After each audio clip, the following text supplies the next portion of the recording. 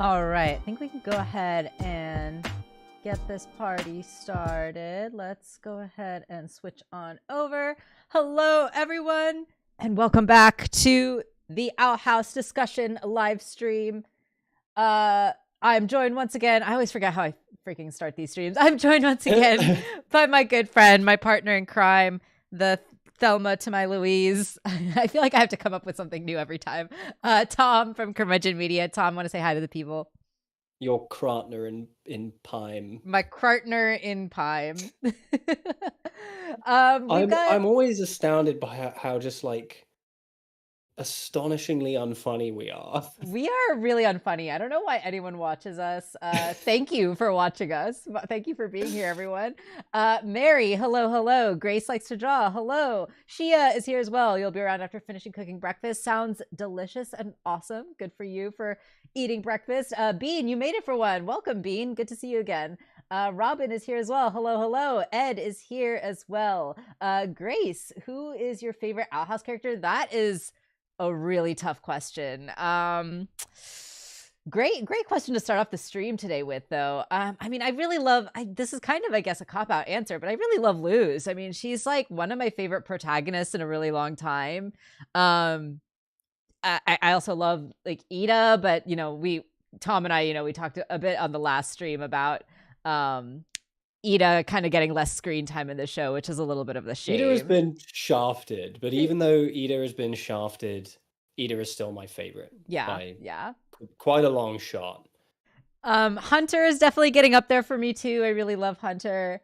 Yeah, I love it. Like Amity, Willow, Gus are all great. Yeah, I love so many of them. Also, Shadow Link, hello. Also, I know last week we were having issues with the chat showing up on the stream. I tried to fix it, but it doesn't look like it got fixed, so I really don't know what's going on there. So I will try one more time in between this week and next week to fix the chat. But yeah, sorry that I still haven't gotten it to work yet. Art style challenge. Who should I draw? You should draw Mr. T. Mr. T? Who's Mr. T? Don't draw Mr. T. That's a bad suggestion. I'm sorry. Draw the Bard from Wonder Song. There we go. Bard from Wonder Song. That's a good one. Ed says Amity for development, Hootie for quotable lines. Yeah, Hootie's definitely a favorite of mine as well. Do you think Tom is anyone's favorite character? Does anyone remember Tom? Who is Tom? You don't remember Tom? Am I the only one who remembers Tom? Wait, it sounds so familiar. Who, like some random gag character or something, right? Like, who is Tom? It's in Hootie's Moving Hassle. When like a bunch of like bounty hunters like throw them off a cliff. And this guy's just like, yeah, it was pretty tough, but I handled it. And then Kevin Michael Richardson is just like, they were children, Tom. Oh my gosh. Oh, that's right. Yeah. Oh my god. Part of my brain did I reach into to pull out Mr. T? You don't want to know. Don't ask questions. Don't ask questions. Exactly. I was trying to think of a name, and Mr. T was the one that I thought of. Okay. Sorry. All right. Anyway, we are here to talk about the Outhouse. Last week we talked about kind of the first 15 minutes and also some of our overall thoughts and feelings on the show. We've definitely had some time to sit on it. Last week we were coming kind of fresh right off the stove when the special was just piping hot, and we were getting our hottest takes on it. But now, we've had a week to kind of sit and digest and process it a little bit. So I have a lot more thoughts. I may even disagree with some of the stuff I said last week. But we are going to be talking about the middle section of the special today, and kind of focusing on that part. And I don't know about you, Tom, but I kind of felt like this middle section was a little bit of the weakest part of the entire special. I really want to approach today's discussion with some nuance. I have nothing but utmost love and respect for the crew. I think that they obviously work super hard to get any of this shit off the ground. I should probably not swear as much, right? Because YouTube is like cracking down on that. Oh, it's been longer than 15 seconds. You're fine. I know, but there's still like Now we swear as much as we want. But anyway, so I know that the crew works really hard to get this off the ground, and I have nothing but utmost respect for them. So I don't want anything that I say to come off as like me hating on the show or anything like that, me hating on the crew, anything like that. I critique out of love. That's kind of like my love language, especially for something like I wouldn't be critiquing something if I didn't care really deeply about it, right?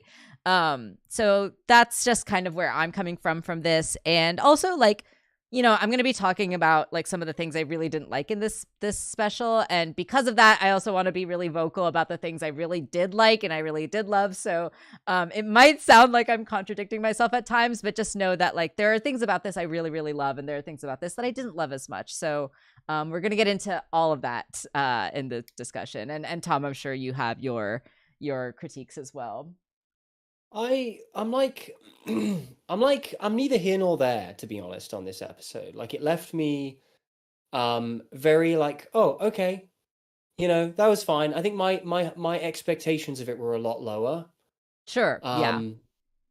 Because unfortunately I did have some of it spoiled for me. That's right. Yeah. With the influx of leaks. And the bit of it that was spoiled for me was the ending. And the ending is just like it's just bad. Like it's the one thing I can't defend. Like there are lots of things about this episode that I kind of look at and go like, I understand why they had to do things this way on account of the cut. Right. The ending is not one of them. The ending is just like they didn't have to do it this way, but they chose to. Yeah. And we'll definitely talk about the ending. The way they chose to do it is just bad. It's one of the most egregious writing, not even errors, just like writing tropes ever. And it's really frustrating to see it. So I was kind of like looking at it like, I'm my expectations aren't super high for this episode because I know that scene's coming and it's a real pet peeve of mine. I think we talked a bit about like the pacing last time. The pacing is the one thing I feel like I've kind of come around on. I'm not actually that bothered about the pacing. I think it has a very kind of it's not a very structured episode. Yeah. But that's not necessarily a bad thing. It flows just fine from start to finish. It has a very I suppose what you could call it naturalistic pacing this episode in terms of how one scene connects to the next. Right. And all in all, I was fine. Like the individual scenes, if I were to look at them in a vacuum, I'm like, yeah, I'm satisfied with it. Yeah. I agree and disagree with some of that. I don't know if there's anything to necessarily like disagree with. I'm just like, it didn't blow me away. I was just, I don't know. Yeah, and we'll get into our thoughts. We'll definitely get into all of our thoughts. Robin, yes, we definitely want to talk about the sort of Damocles references. I was definitely getting some Macbeth vibes the more I was thinking about it too, with like the floating knife and all that stuff. So yeah, we'll definitely talk about that when we get to it. Grace says, my opinion on this is that Basha and Kikimoro hold it back. I half agree with that. But I think you can agree. You can guess which half I think. Basha, Kikimoro had no reason to be in this episode. I did not like Kikimoro in this episode whatsoever. But I also I'm not against the idea of Basha being in it. I liked the Basha stuff. Well, okay, I should say I liked most of the Basha stuff. I just don't like how much Basha was in it. Because when you think about it relatively, at this point, I'm just thinking in terms of like, how much time do we have? And how much time have we got to spend on certain things? And what do we need to prioritize? Ida got less screen time than Basha. Why? That's definitely a problem.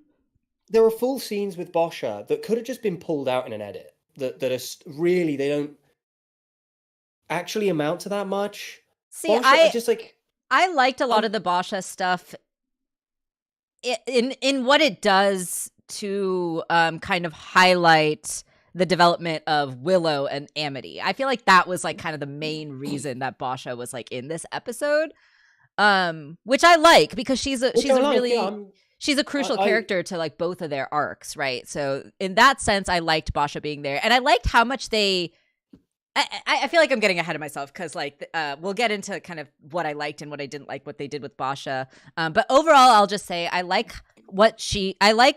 her placement in this episode for what she does with Willow and Amity, and I like that they kind of like gave her some humanizing moments as well. But I will say that at the very end, when she kind of like comes around and she's like helping them now, I feel like that was a little rushed and unearned. But I'll kind of delve into specifically what I mean by that when we get into that scene. So where we left off last week is, Bartholomew and the folks showed up and they, we got the sick guitar lick. You guys are losers, and we're going to go back to Hexside, right? And now we get a little bit of a flashback onto what happened on the day of Unity. Shout out to Principal Bump. He's got the rump. We love him. Oh man, we is that a thing we're saying now? Bump's got the rump. Yeah, apparently. Oh god. I'm sorry. I created that. I did this. You did that. You have to make that a shirt or something now. And then get sued by Disney. Yeah, exactly. So the Day of Unity gets activated, right? And all the adults start to like get affected. And this is kind of like what I was almost expecting when, the Day of Unity was kind of like building up to be this like big epic thing. I was kind of expecting it to be like, the kids are going to like team up and rebel because they're the only ones without like a sigil, right? And so we got a little bit of that in this episode, right? When like the adults get taken away and the kids have to like fight back the collector's spies in order to keep everyone safe. And then we get this kind of like lawless kid ruled land in the Hexside world. And I really like that. I kind of was almost wanting that in the season 2 finale when we like fought up against the Day of Unity. So I like that we at least got that here in this episode, which is fun. Yeah, I wasn't expecting quite so much Lord of the Flies. But, right, yeah. I said this last week too, but I really like the design of the collector's spy stars. They're just so creepy and unsettling, and like they feel so otherworldly in the Boiling Isles, which is already like a really surreal otherworldly place, right? So just really great job with the design on these. They're just so funny and unsettling. I mean, I feel like that sums up the collector kind of in a nutshell. Yeah. To be honest, that sums up a lot of the sentimentalities of the Owl House. Funny and unsettling. Yeah, absolutely. So I suppose in that sense they do fit in perfectly. Yeah, exactly. Yeah, definitely. And then we get quite a bit of Bartholomew in this episode. What did we think of that? I actually really liked having him here. I thought he was fun. I really like This episode, this whole special obviously has a lot of humor in it. It has a lot of light moments, right? And one critique I did see of the episode is that like maybe it was like too light, too funny, considering like how much is at stake, what the gravity of the situation is.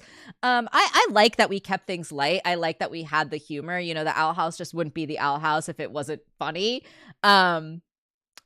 There was just some things that I just didn't find funny whatsoever. And so that was like what I mostly had the problem with. But I thought Bartholomew was fun. I thought that he was like a nice bit of levity in this episode. And also like now that I'm thinking about it in terms of like having Basha in this episode to kind of showcase Willow and Amity's development and growth. I feel like Bartholomew is also kind of here to like be that for Gus as well too, right? Because they had kind of a rivalry at one point, and now they're working together in this episode, which is really cool. And also we know that Matt is like related to Steve, and so we can kind of see now, he's trying to be like his brother, which we kind of got a little bit behind the scenes info of, right? So that's really fun. So, and of course we find out at the end of the episode that he drew on his facial hair with a marker, and that's why it's like smudging here, which is just really funny to me.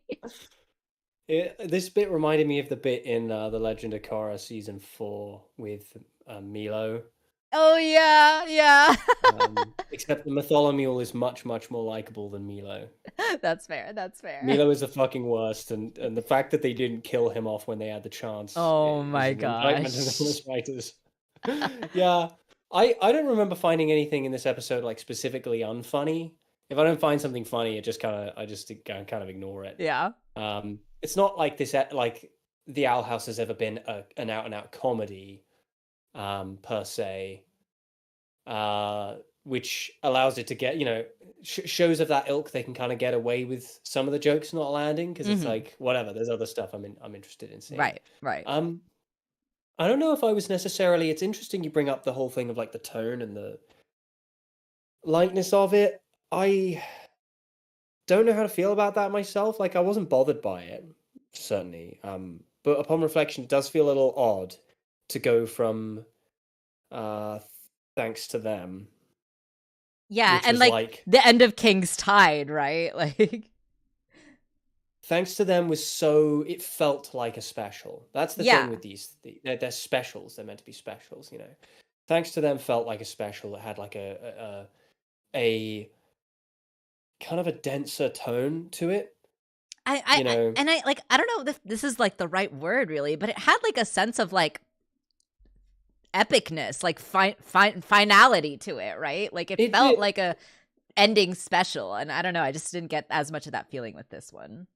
Yeah, it felt like some of the better Scooby-Doo films. Right? Yeah, Like yeah. like the Cyber Chase or the Witch's Ghost. It really reminded me of the Witch's Ghost actually, particularly. I don't know if anybody's in the chat has ever seen that. I don't know if you've ever seen that. You should. It's really good. Tim Curry is in it, and you're welcome. I think Gray Griffin might also be in it, Oh, hey. coincidentally. Um, yeah, and then it had that great. I understand that they don't always have the budget to shell out a specific scene to like a high quality freelancer or something, to do like a big fight. I know they don't always. I just think like the lack of. There was part of me that was kind of hoping there would be a scene like that Mm. in every one of the specials. Yeah, yeah, Um, and there isn't in this one, which is like again, it's fine. Like I get it. I yeah. understand the allocation of budget is as it is. Um, but in terms of both scale and tone, this one just felt like an episode of The Owl House that was Yeah. 40 minutes for some reason. That's exactly like how I felt about it, right? Like, yeah, there's a lot of the gags that I felt was like a little unnecessary. There were a lot of the just yeah. And I know, Kiki Mora, Robin says in the chat, like, while Kiki Mora was a little unnecessary, there was some parallels between Kiki's ineffective dictatorship and Basha's ineffective leadership. Yeah, but like, what does that do for the What does that story? bring? Like, what Yeah, do you like need? what that's a question, right? Like, yeah, that's an interesting parallel, but like that has nothing really to do with like what's going on, right? Like that's another thing that like kind of bothered me in this special, right? Or, like in this episode in particular, right? Because like we go back to Hexside, and I love that we go back to Hexside. I think that that's actually a great addition to this story. I love that we go back to Hexside. We spent so much time in Hexside, right, in season 1 and like some in season 2, so it would have felt weird to not go back. And there's a lot in this episode that feels like almost like an homage to the first 2 seasons, right? Like a callback to the first 2 seasons. And I like that. I like that we're, getting to the finale and we're having all these like callback moments that kind of remind us, right? Like how far we've come. So I really like that. I like that we're in Hexside. How far we've fallen in many ways. Yeah, that too. But there was just a lot of this that I felt like was just so unnecessary and like just didn't add much to. And like I'm not the kind of person that feels like everything in a show or story has to like add to the plot specifically. Like, but it needs to add to something. It needs to add to the characters. It needs to add to the themes. It needs to add to like the ideas of the show, right? Like it just needs to add something. And I just don't feel like that really adds I much. I agree with you on the front of economy, like script economy. Yeah. Um, I'm not like a huge believer in the idea of script economy. But there are times when you kind of need it. And to be honest, when you've got 3 specials to wrap up a Yeah. story That's the where thing, you right? basically lost an entire season worth of content, you kind of need to be economic Yeah. about how you're doing things. Yeah. That said, like that's something I thought about that I don't remember if I mentioned this last week. I don't think I did. Seeing this special and seeing what they've done with the Collector kind of has me wondering. Like, we know the Collector was a character they thought up in response to getting shortened. Yeah. shortened, to getting soft cancelled, if you will. And seeing the way that like there's a lot of meta. It's not even meta humor because it's not humorous, but it is meta Yeah. writing where King is like, "Oh, let's play the Owl House. Let's Right. play the name of the show." And it's Yeah. like, with all these characters basically trying to turning into puppets and basically trying to fit the whims of this childlike god who can cancel you or kill you or anything at a whim. It's like, is the Collector meant to be an allegory for working for fucking Disney? No, Like, absolutely. I've heard a lot of that allegory as well too, right? Like, we see here, let me go back a little bit. We see in that first like Collector scene, right, when he's like coming in and like changing everything, right? Like he changes like the statue to like a fluffy child-friendly bunny, right? And like he turns everything like child-friendly and pink and everything, right? So I think a lot of people have kind of made that connection of like, oh, the Collector kind of represents like Disney coming in and like sanitizing and like taking over and like censoring and all that stuff, if it doesn't fit right? my exact specifications of what I want, then I will oust it. Yeah. I love that. I think that's even brilliant. to the degree, something else that occurred to me that really adds to this. And if this is true, this is the secret brilliance of this episode. The Disney also has a history of like rewriting folkloric stories and real historical stories to make them palatable to kids, right? So like, they cut out the part of like Pocahontas where like all the horrible shit happened, and they cut out the part of Right, the Little exactly. Mermaid where she like fucking dies or some shit, or Yeah. they cut out the part of the Hunchback of Notre Dame where he contracts fucking syphilis. Right, And exactly. I don't know. That one I made up, unless that actually does happen, in which case I'm psychic. But like, then you've got the thing where like the Collector wants King to read him this story, which is like this grand tome of the history of the Collectors, and he's just like rewritten it just like Disney does. Cuts out the nasty bit and it's like, no, they're great. It's fine. Don't think about it. Exactly. Like, literally, I think the Collector is Disney. No, I have definitely seen that interpretation of it, and I think there's a lot of truth to that. I mean, like just the fact of the matter of the Collector being that kind of late addition and in response to getting the season shortened, right? Like it should make this video. We should. That'd be great. Make this video. Let's do that. Let's talk about this. We should. Later. Okay, let's stop talking about it now because we have to save it for the video. Oh my god. No, that's a really good idea. We should definitely do that. Sorry, I've been ignoring the chat for a little bit. Shia says that this episode didn't feel as dramatic. Yeah, I kind of agree with that. Shadow says that this first special had such a strong vibe with fall and Halloween. Yeah, I agree with that too. I kind of really liked that in the first special, and yeah, that's what I meant when I said it was like it was atmospherically very dense. Yeah. Like, I don't even want to say that it needs to be atmospherically dark to feel really good and special. It's just the atmosphere felt so dense, and it was unique to that episode, right? Like and that added to the feeling of it being a special, right? Like, I don't know. That's a really good point, though, Shadow. I agree with that. I also just like, I don't entirely know how I feel about the like 10-minute long scene where Kiki Miki reads "Stop the Clocks." My heart, it felt very, not really sure what they were little going jarring, for there. yeah. It just felt really jarring, yeah. And everyone's just like crying. It's like, yeah, she just looks directly into the camera, and and it's like beautiful. It's this unusual moment of poetry for Kiki Miki. Grace says, "I really hope Kikimora isn't in the next episode." Yeah, I agree with that. I'm feeling the same way. The Collector is Bob Iger. Yeah, exactly. I don't want the collector to be Bob Iger. I want the collector to be Disney as a whole because Yeah, I want to yeah. still like the collector. Of Like course, if yeah. it were Bob Iger, then I can't like the collector because Bob Iger is a fucking chuckle fuck. Like, Yeah, yeah. Um, I wanted to pause on this frame because I this is one of the gags that I enjoyed. I love Principal Bump. He's one of my favorite like minor characters. He's just so great. The skateboard is hilarious. It's a skateboard with a slice of pizza on it. Do they even have pizza on the boiling aisles? they do now. They We know do they have now. pizza They bagels. have We know pizza they have bagels at least. I've actually been commissioned by someone to draw the collector eating pizza bagels.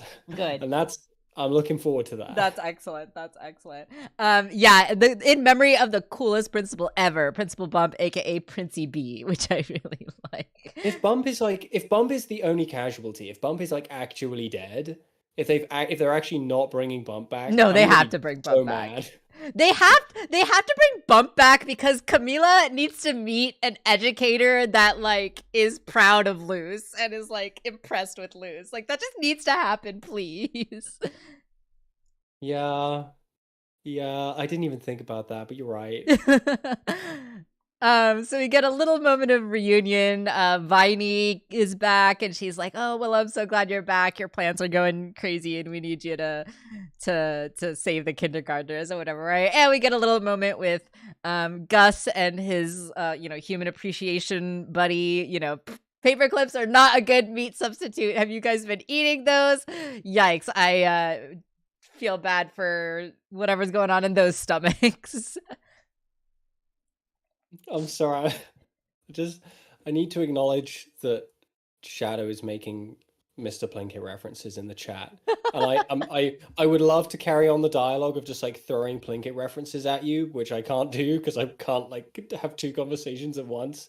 But I just need to acknowledge that because it makes me very happy and it just made my night. So thank you. Shadow, you win today's stream. Raging Dr. Plinkett.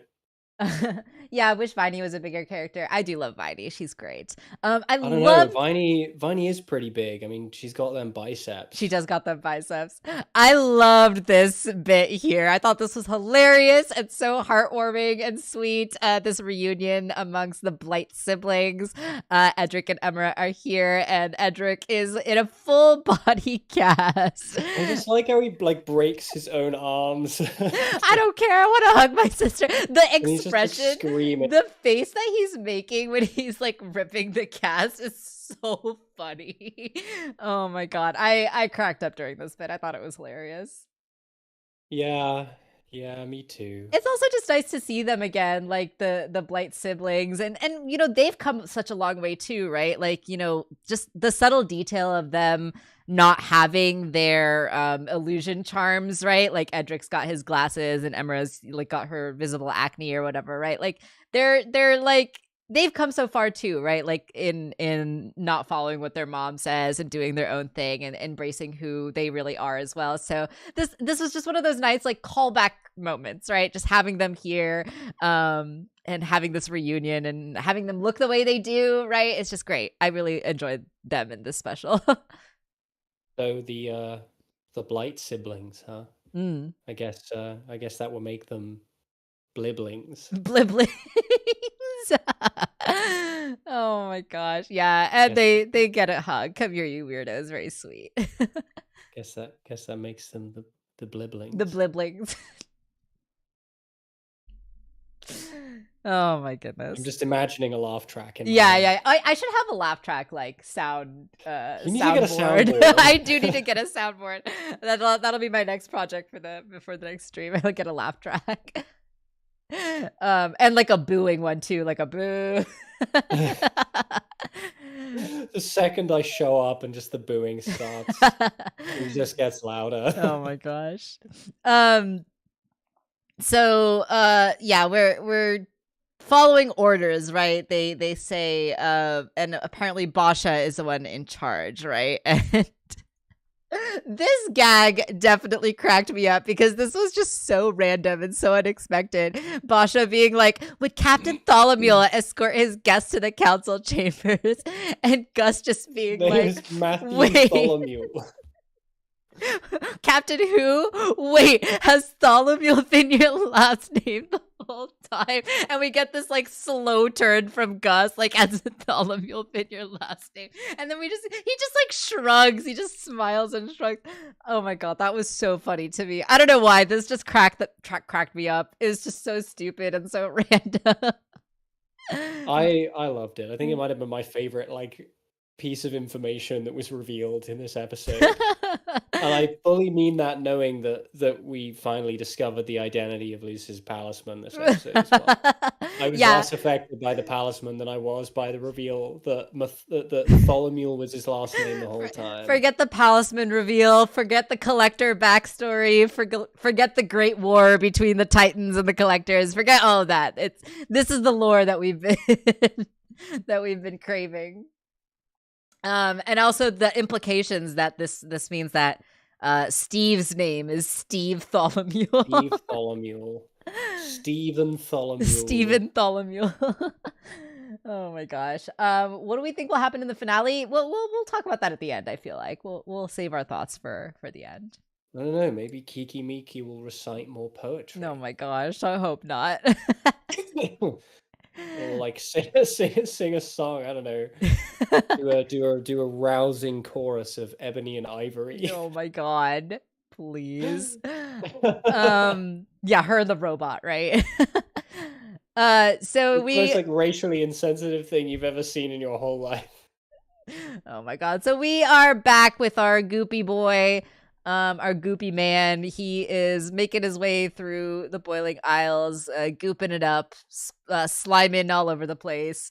And he goes to what we can only presume is his kind of like secret lab or whatever, right? Like his kind of chamber for creating Grimwalkers and whatnot, right? So this seems to be that place. And we had the implication that he went through a lot of Grimwalkers, but he went through a lot of freaking Grimwalkers, guys. Like, look how many skulls are on the ground here, like in this frame. Like, the guy's like hundreds of years old. Yeah, but it's like, it's crazy, right? Like when we saw like the backstory from Hollow Mind, and we saw like all the skulls and stuff there, and you know, we saw like the mask, and we kind of got the implication, right, of like how many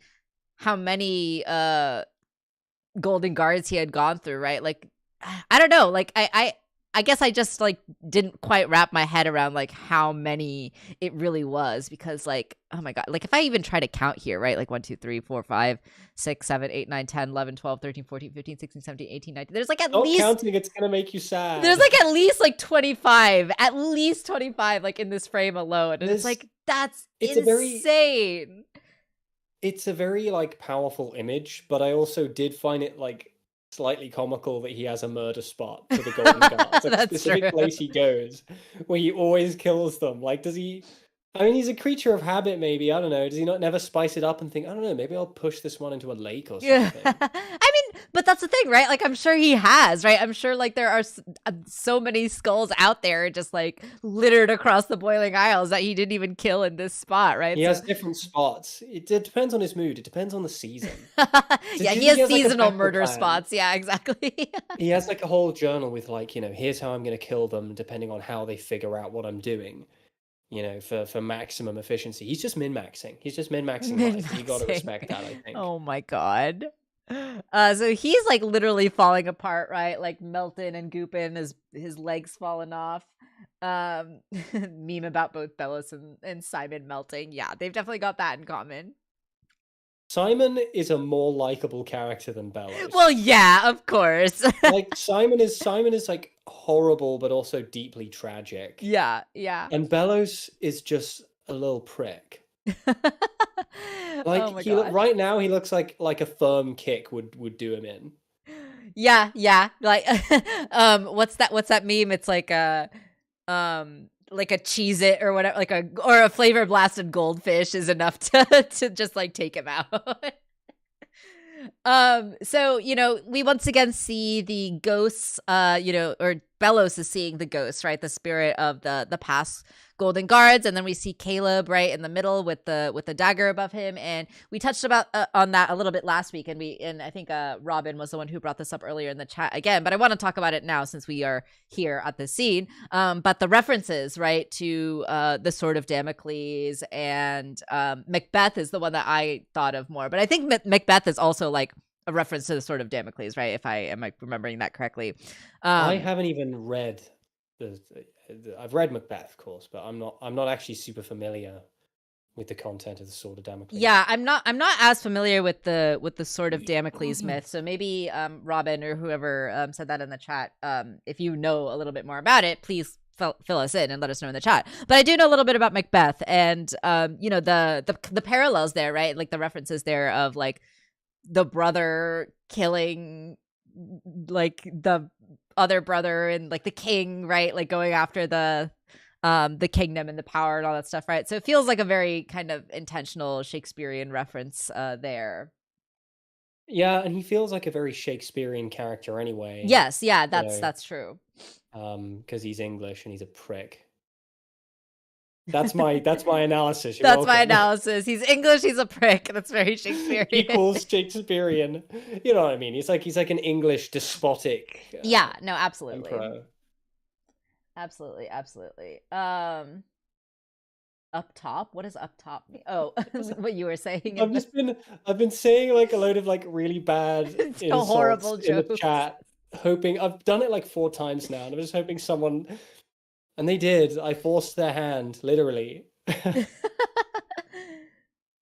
want to push that torque off the swing set. LOL. Yeah. That's so. He is talking about me right now. That is funny. That is really funny. Do you think that's why he's doing all of this? Like he got bullied? Oh yeah. Like a witch pushed him off the swing set as a kid. Oh, 100%. What a bell-end. He is a bell-end. Oh my gosh. You're becoming more English by the day. I am. I really am. My chat has noticed that too. I think it was like I was playing some game. I don't remember. Oh, I was playing Pokemon like a couple weeks ago, and I said something. What did I say? Oh, I said, oh, yeah, let's stop faffing about is what I said. And someone in the chat was like, you're turning into Tom. And I'm like, oh, my God, I am. I didn't even know. Have I ever said faffing about? Maybe. I don't know. Said that. Or maybe they like it is an English phrase, though, right? So I think you got that one from Giles. Oh, yeah, I might have gotten that one from Giles. That sounds like a Giles thing. Yeah. I'm pretty sure he does say that at one point. So let's talk about Bellos's Grimwalker farm, I guess you could call it. You can actually see Minecraft. Yeah, he's min-maxing. He's min-maxing, exactly. He's got like the sword is here, which is interesting. So I don't know what that means. I don't know what that implies. The dagger, the zigzag dagger is like here. Hold on, you can like see it in the corner here. So I don't know what that's about, but it's there. Maybe he just really likes it. Maybe. Because, like, I think we saw it. Did we not see it in the castle at one point? At least I thought we did. I don't know. Maybe I'm misremembering, but I don't know. So, yeah, he shows up. He's like, oh, there's got to be one left, right? Like, I got to have at least one body here, right? And we see, the hand sticking up out of the ground, and Bellows goops his way into it. Just goops his way in. He just does a little goop. Just a little sploosh. Unfortunately, he picked the one that had like a tiny penis. Yeah. Desperate times call for desperate measures. Oh my God. If he would need the DNA of the original Grimwalker, then maybe the dagger is there for the blood. Yeah, maybe. That's a good point, Shia. More familiar with the saying in which the sword is hanging over you and is just an impending doom. But the Wikipedia article says it's a metaphor for the burden of authority. Oh, yeah. So, like, yeah, that burden of authority, maybe a little bit of, like, that guilt. Not because I don't think Macbethian in the guilt. Yeah, I don't know if guilt is necessarily the right word because I don't think Bellows feels, like, guilty, right? But he doesn't feel remorseful, but guilt. Remember that guilt doesn't necessarily mean that someone feels guilty. Sure. Yeah, that's true. Obviously he's haunted, Haunted. either Yeah, that's a great way literally to or say it. figuratively. He's haunted by the guilt of That is true. having I guess like, honestly done a lot of murder. Like yeah. I gotta be real with you, Phil. You know, I don't feel like there's a normal amount of murder to do, but I do know that there's a not normal amount of murder to do, and you crossed that line You've a long time definitely ago. crossed that You know, line. you crossed that line so long ago. Your ass was probably still plump and thick at the time. That's how long ago it was. And let's be honest with ourselves, Phil. Your ass has been flat since the summer of 1863. So, Completely paper flat. Sorry. completely paper flat. Like, do you just like never do any squats? Yeah, none whatsoever. Ever. Oh my gosh. Pathetic. It's pathetic. I'm angry. I'm actually mad. I think I need His to step ass away. is I'm getting heated. his ass is so flat that my blood pressure is rising. I have to pee. Go pee. Shia says at risk of tapping into Undertale, it's like his sins are following him. Yeah, totally. And I think like that's like Hunter is almost like a living embodiment of that, right? Like he's almost like the past that's now haunting him and is gonna like hopefully kick his ass and you know cause his downfall. So we'll get to see how that plays out exactly. But I do hope that Hunter gets a punch in at the end. Also, hey Toon, welcome. I like what Kikimora and Basha do in regard to porting the character growth, as well as Basha getting a sort of mini arc. But it does feel weird that with the penultimate ep and the time being much of the essence, that they decided to bring back both of these characters. Yeah, that's definitely what we've been kind of talking about so far. You know, I mentioned that I really like what Basha does to demonstrate how far we've come with both Willow's development and Amity's development. Kikimora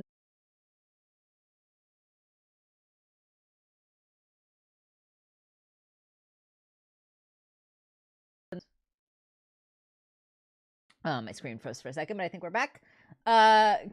Consequences for my actions, unthinkable. Yeah, exactly. That's exactly what Bellis is saying. Yeah. Those are really good points. So, yeah, the next scene that we are getting into is going to be the Collector and King. They are making their way back to the archive house. They're just so freaking cute and little. I love both of them so much. So they make their way back in, and they're just so little. They're both so scrunkly. I love them so much. They're just so tiny. And King says that you know, he wants to go check on Ida, give her some food, and this is a really funny line from the Collector, right? And it just goes to show how powerful he is and how like flippant he is as well too, right? Tom stepped away for a moment. He's gonna be right back, Shia. Oh, are you audible? No, sorry. You are not audible. I cannot hear you, Tom. I can't even hear you on my end.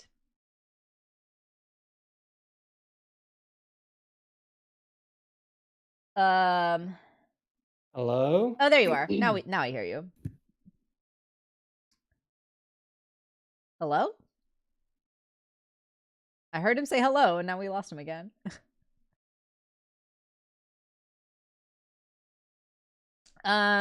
The way they ride to the palace makes me think of Aladdin. Oh yeah, it does kind of remind me of like the magic carpet. The way they spin on the magic carpet.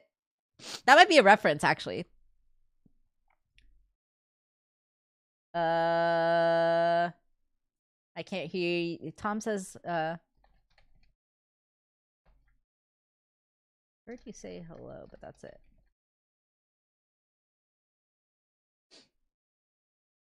Hopefully we can get Tom back. The castle looks like a tiara. Yeah, the castle. Oh, there we go. Now, okay. Heard you say hello. Are you here? Hello?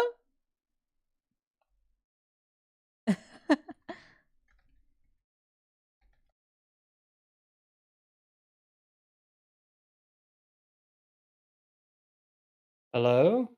Hello. I can keep hearing you say hello.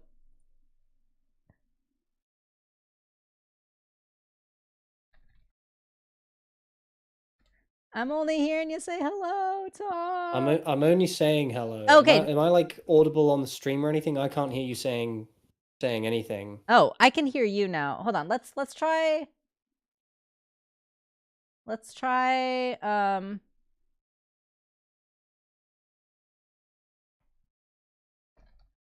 Can the stream hear Tom? Okay, so you can hear me, but I cannot hear you. Oh my god, I get up to go to the toilet and like everything breaks. Let me try.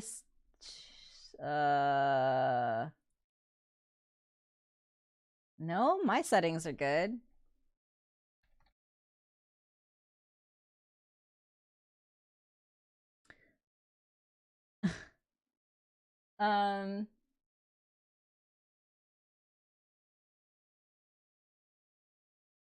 Maybe we need to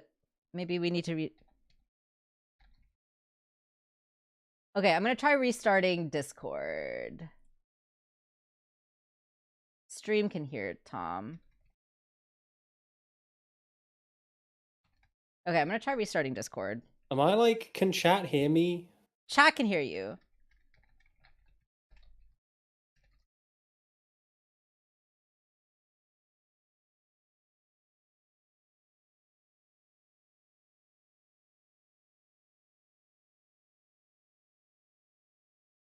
Okay, we're just gonna restart Discord.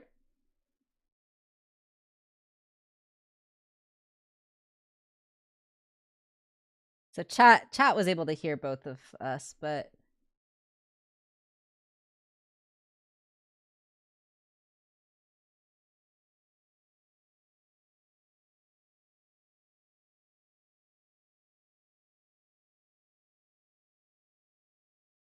Hello? hello, Tom. Can you hear me? Oh my god, I can hear you. Oh, good. All right. It's a miracle. We did it. I restarted Discord and that seemed to fix it. So thank y'all for your patience. People can hear me. I can hear you. Great. I leave to go to the toilet and everything breaks. Everything just breaks down. So clearly, I am the only thing keeping everything together. Even though I do none of the work, it's actually all me. Oh gosh. All right, we're back. Let's get back into it. Robin says, "I like how Odalia neglected being a mother for power, only for her pursuit of power to end up being placed in a mother role." Yeah, that was perfect. Odalia's oh gosh, what would you call this? Like comeuppance in this episode was quite funny. I would lap up an Odalia redemption arc so fast. Really? I feel like that's really controversial. I don't care. She's hot. That's the only reason, okay? That's so valid. If they weren't going to give her a redemption arc, why did they make her so thick? That's exactly, okay, exactly. Oh my gosh. Going back a bit ago, Kiki and Basha's roles don't feel as egregious when you consider them as mini bosses. Sure. Yeah, I just feel like it was unnecessary for, at least Kiki's whole thing was unnecessary in this episode. Kiki Miki. That was funny though. Kiki Miki was funny. Grace says, my favorite part of the episode is the beginning with the music. Yes, I love the Collector's music. His theme music slaps so hard. It's so good. What's it called? Wanna Play? Yeah, something like that. It's just so cute and catchy, and I love it. It's great. Yeah, Odalia do be thick. They be making the MILFs on this show. I don't know why they do that. Yeah, you do. I do. I know why. You know deep down. So the Collector has this line that's like quite funny, right? Like, what do mortals eat again? Rocks, fire, gravity? Which just goes to show like how this immortal, otherworldly, godly being just sees how insignificant and tiny everything is, right? Like gravity. Oh yeah, that's a nice snack. I do enjoy a little bit of gravity, you know, when I'm peckish in the middle of the night and I'm just like, I want to eat something, but I don't want to be like, yeah, I don't want to give myself indigestion. So, yeah, that's absolutely. when I break into my bar of gravity and I just yeah, I can't eat my gravity too late at night, otherwise it keeps me up and I am not able to sleep. You know, in some countries, gravity is actually a breakfast food. Oh, that makes sense. Yeah, I think in Germany. Shia, that's a really good point. Tom, write that down. The magic carpet ride and the tiara shaped castle. I had already made note of that myself. Yeah, good point. June, like I get it, but also have you considered her thighs? Her thighs and her ass. Like, have you considered that? Have you given that thought? Yeah. No, I was happy to see Odalia in this episode. You know, aside from the fact that she's a thick MILF, but I was happy to see her because, you know, I would have been sad to see, like, if she had just been like cast to the side and just like, oh yeah, implied to have gotten turned into a puppet and like we just don't see her or whatever. Like, I don't know. I'm glad that we got a little bit more from her. Like, I like that she got kind of this like, gosh, what's the word I'm looking for? Like, almost karmic justice, right? Like, exactly what they were saying in the chat earlier, right? Like, she didn't want to be a mom and she wanted power, and now like all of that has ended up in this place, right? Now she's freaking Mama Dahlia cleaning up the collector's toys and making pizza bagels, right? Like, this is not what she wanted, but you know, she finds herself stuck in this position because the collector is a literal child, right? I find it funny that she's learned absolutely nothing. She has learned nothing at all whatsoever. She's learned no lessons. Also, I have to pause on the collector's face here because it's just so good. He's just a squishy little baby. He's just a little scrunkly scrimblow. He's a scrimblow. Maybe even a mippy. Have you considered the pizza bagel shielding? Exactly.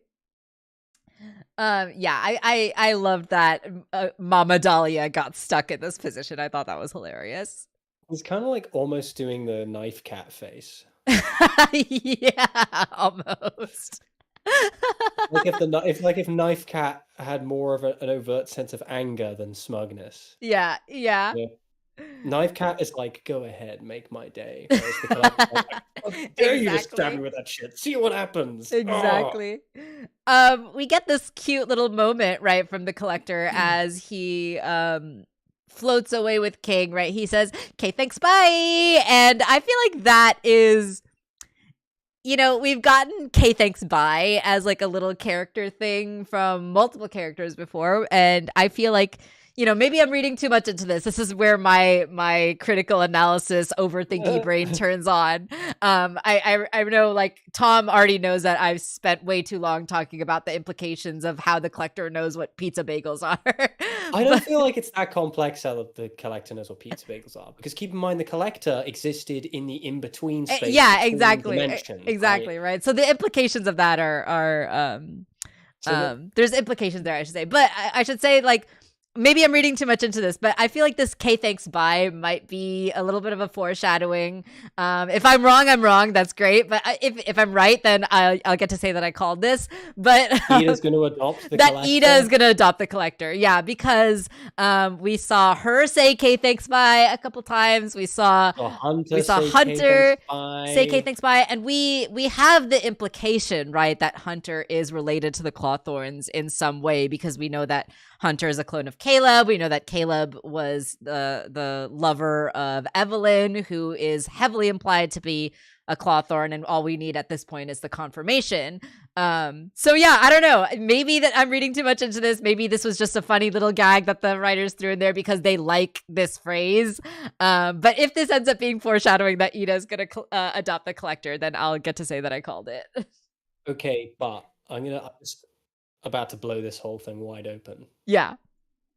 Do you know who else was known for having said "K thanks bye"? His name was Bob Hoskins. Well, we have talked about the collector being Bob Hoskins. The famous line that he says. The famous catchphrase. His famous catchphrase that he says in all of his movies. Yeah. Yeah, the collector is just a cute, wholesome little babby, right? And we just want him to be safe and happy.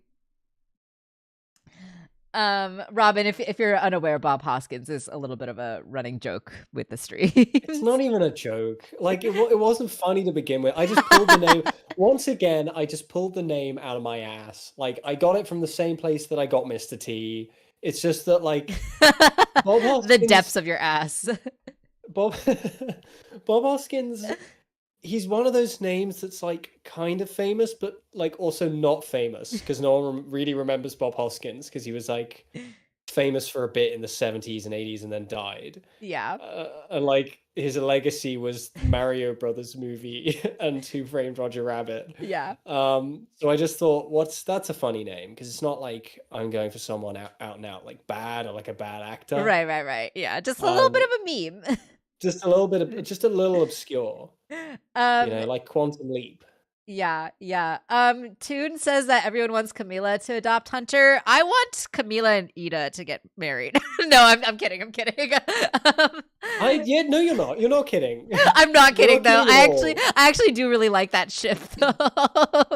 I know there's a very popular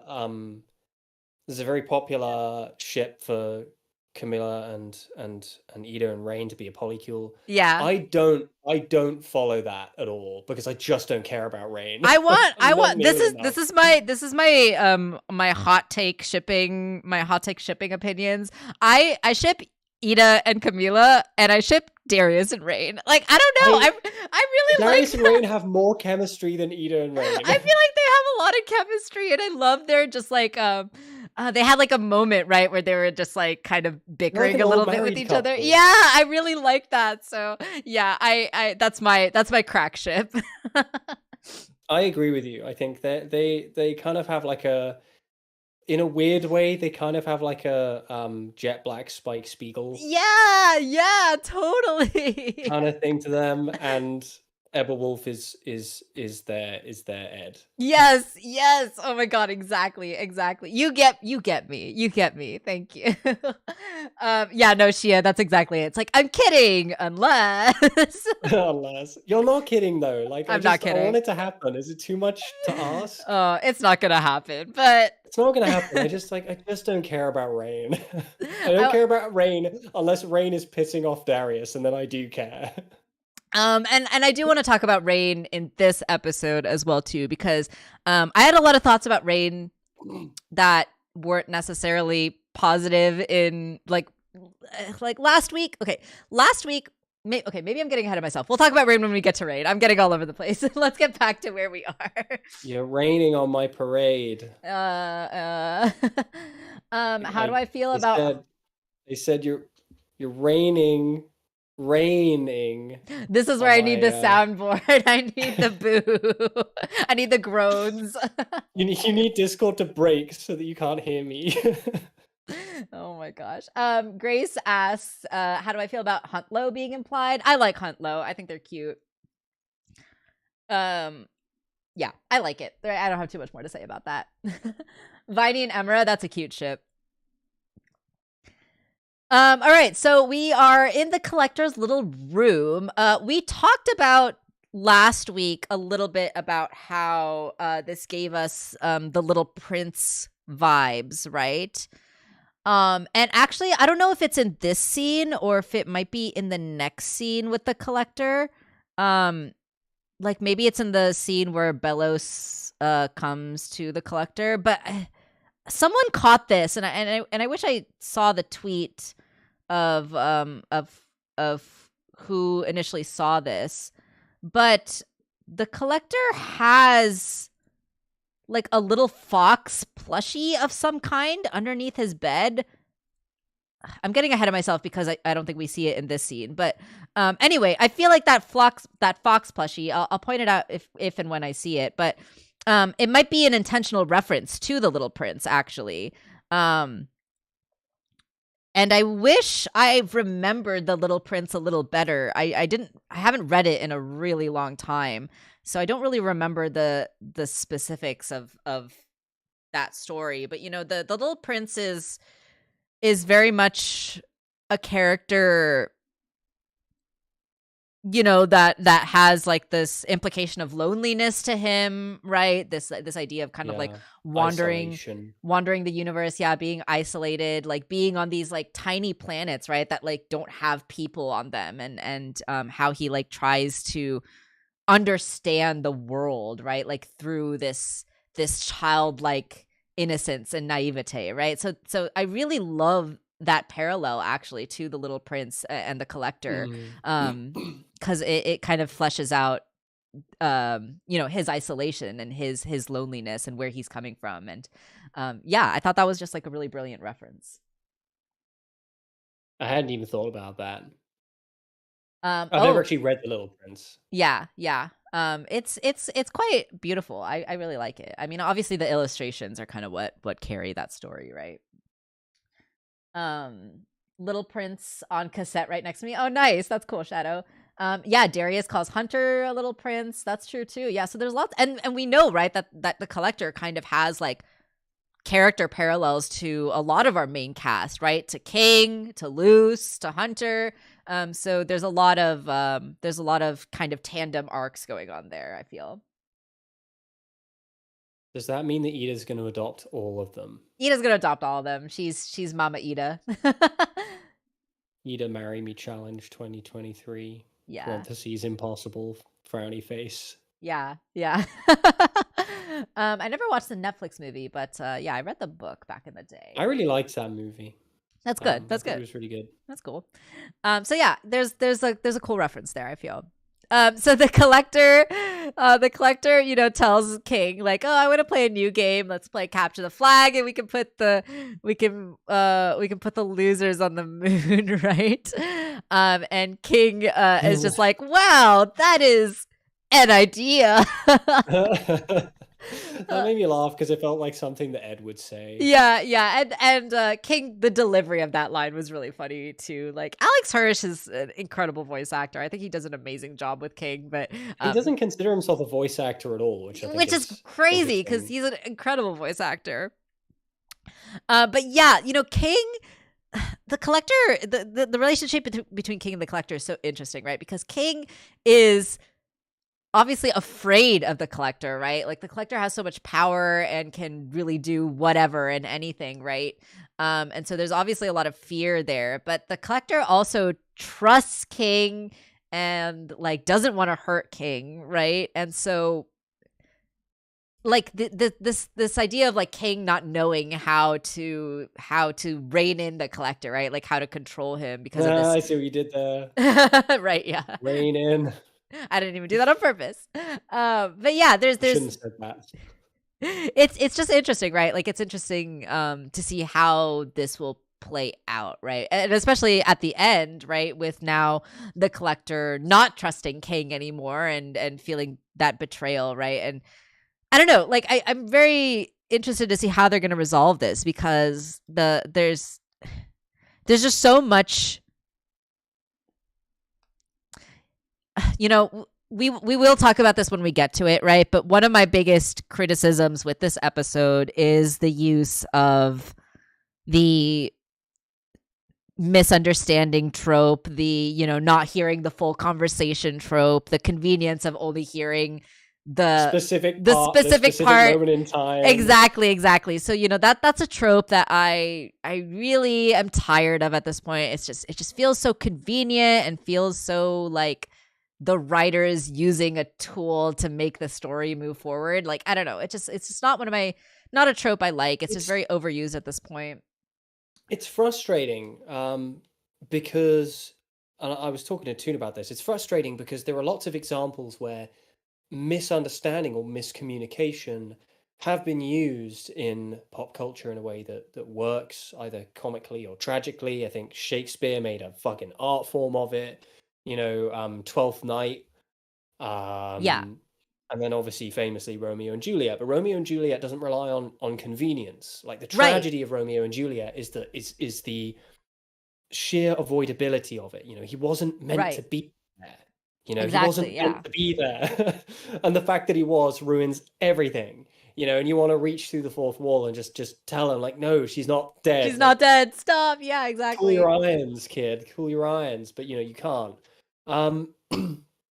It becomes frustrating when it relies on contrivance, and when it relies on like why did he just happen at that moment to listen in on that specific conversation? And it's frustrating because he was like already like, wait, let's keep listening, right? And then he was listening a little bit more, and then he stopped listening again, like right before the part that he should have been listening to. Right? Yeah, so it just felt like a contrivance, like convenience. Yeah. So I was a bit disappointed with that. It's, But that he could easily have just like pulled his little cowl over his face and overheard them talking about fucking fried beans right, or exactly, like anything. exactly. Like, oh, what did you guys do today? Oh, nothing much. Just like small talk.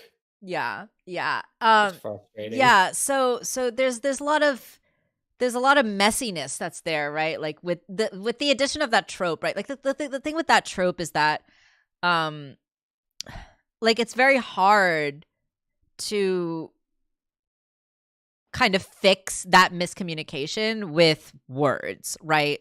I would say it's impossible to fix that miscommunication with words. So there has to be some sort of action that King or Luce or something has to happen, right, in order to get the collector's trust. So yeah, I guess like that part, I am interested to see how that's going to play out. And what Toon says in the chat here, right? Like Luce is almost certainly going to be the one to kind of I don't like the word tame, but like kind of get through to the collector, right? Like she's going to be the one to sympathize with his loneliness, and I feel like that's true, especially because not only is Luce the protagonist, right, but we also see a lot of parallels between Luce's arc and the collector's arc and what they kind of have to deal with internally, right? So there's a lot there that I think they'll do, but I just don't like how we use that contrivance to kind of get there. Yeah. And it's not even the first time they've used kind of convenience as a way of pushing the plot forward. Yeah, yeah. But I didn't mind the Echo Mouse. You kind of shrug it off, and you're like, Yeah, at least the Echo Mouse is like, whatever. oh, okay, that's kind of clever. At least, it's unique. It's not something we've really seen before. But with this, it's like this is secondary. I think only to "It Was All a Dream," in terms Right. of Yeah. frustrating. It was all a hallucination. Yeah. Don't Yeah. do this to me. Yeah. I feel you. Yeah, too. And I agree with you. That trope and like Kikimora, those are my two biggest gripes with the special. And yeah, I don't know how they could have. I mean, they could have figured. I don't know. I don't know how you would write around that. I would have to think about that. Maybe I'll think about it and we'll talk about it next week. I just don't think the episode needed a villain. Yeah, I agree with that. I Yeah. agree with that. Like, there have been loads of great episodes of this show that didn't have a villain. And Like, it might Bellows have was had already maybe there as a tiny. villain, right? Like Like, if you look at Reaching Out, that episode doesn't have a villain. It has yeah. a fucking boxing match, like a ring fight. It doesn't have a villain. Yeah, And I agree with that this episode didn't need a villain.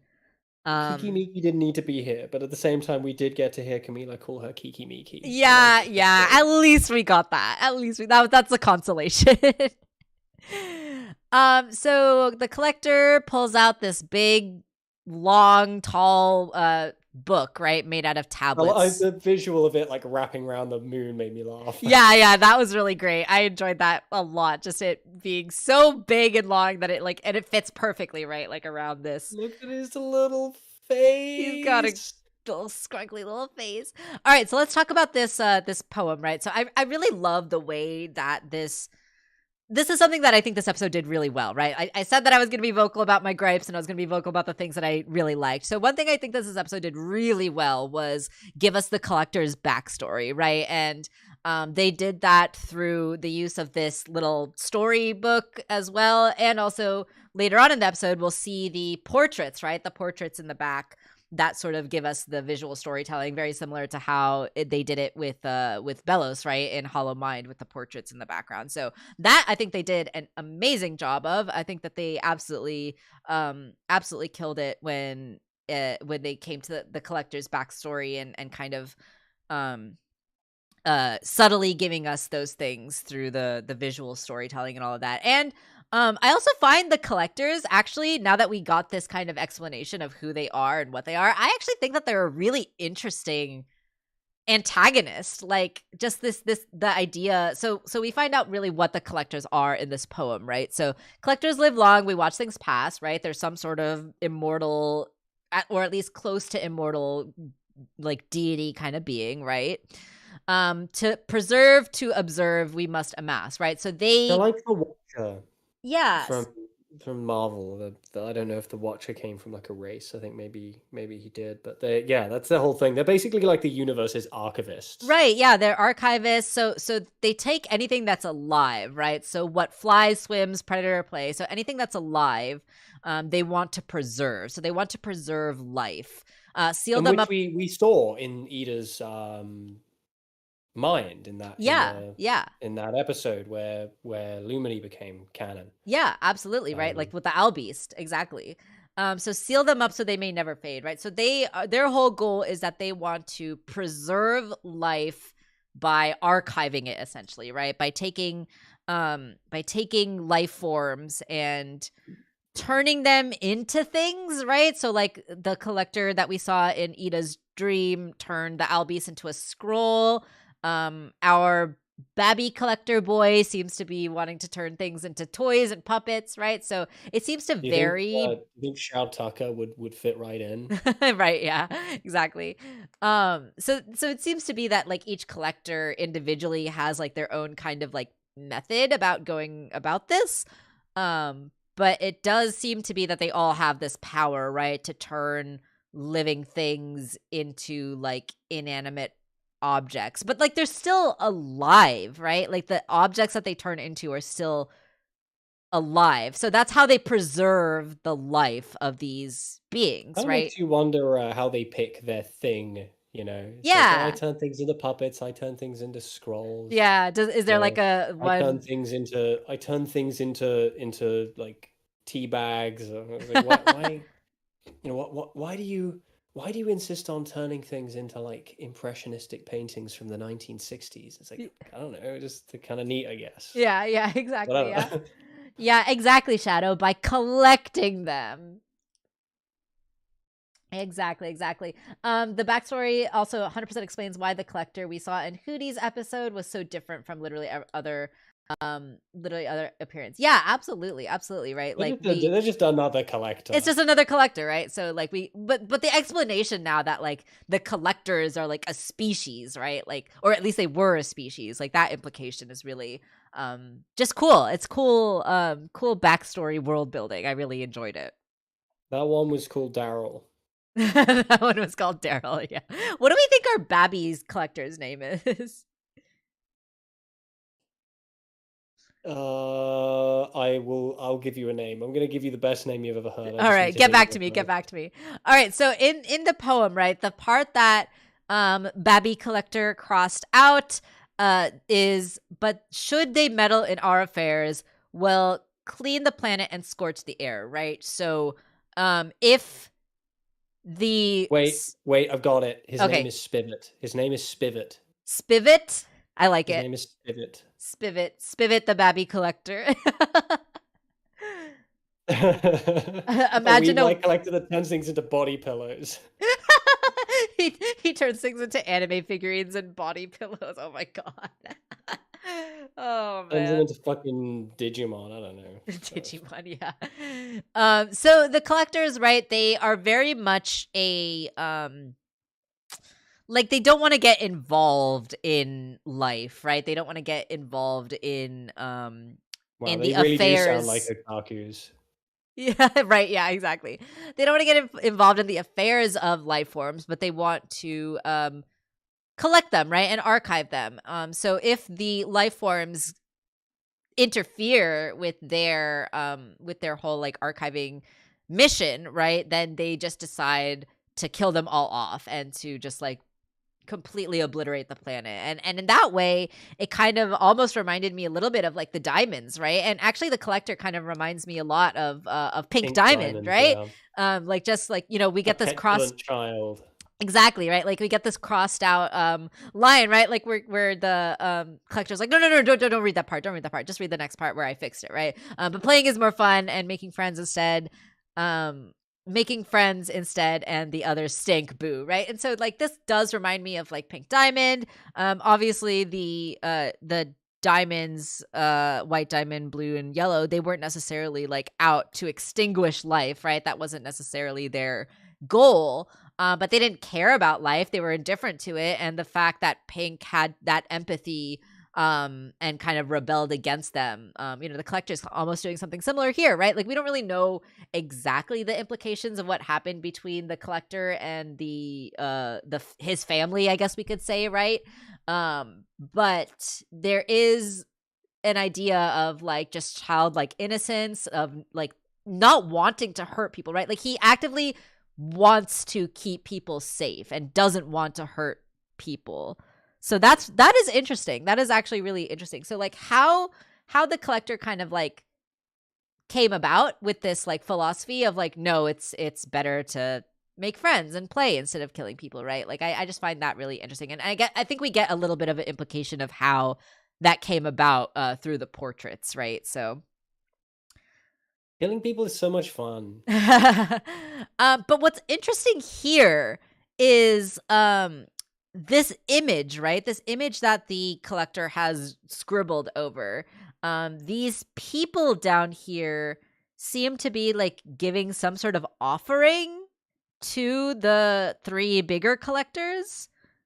So it's interesting. Like, what exactly do they mean by like meddle in our affairs, right? Because it seems that it's like it doesn't necessarily mean that the species that they're collecting can't interact with them. It's just that if they are preventing their operation in some way, that's when they get hostile, right? Because like these guys seem to be worshiping the collectors. They seem to be giving some sort of offering. And we also I'm curious as well, right? Like when do the Titan trappers come into play? Like when does that kind of fit into this timeline? Because if the Titan trappers were witches that were helping the collectors kill the Titans, so are these guys down here, the guys that are worshiping the collectors, like are those like ancestors of the Titan trappers, right? So there's a lot of questions I have about like the timeline of all this stuff. The Titan trappers really seem so like tame by comparison now. Right? Yeah. Like they seem like a bunch of larpers compared to these Yeah, like right, exactly. actual this race of elder gods who could just do a murder on you if they wanted. Or just do a Exactly. good old-fashioned bit of genocide if they felt like it. Exactly. Exactly. It kind of makes me wonder if that's how if maybe their way of like wiping people out, scorch the air, etc., etc. Yeah. Is that the draining spell? Does the draining spell like connect to that in any way? Yeah. Yeah.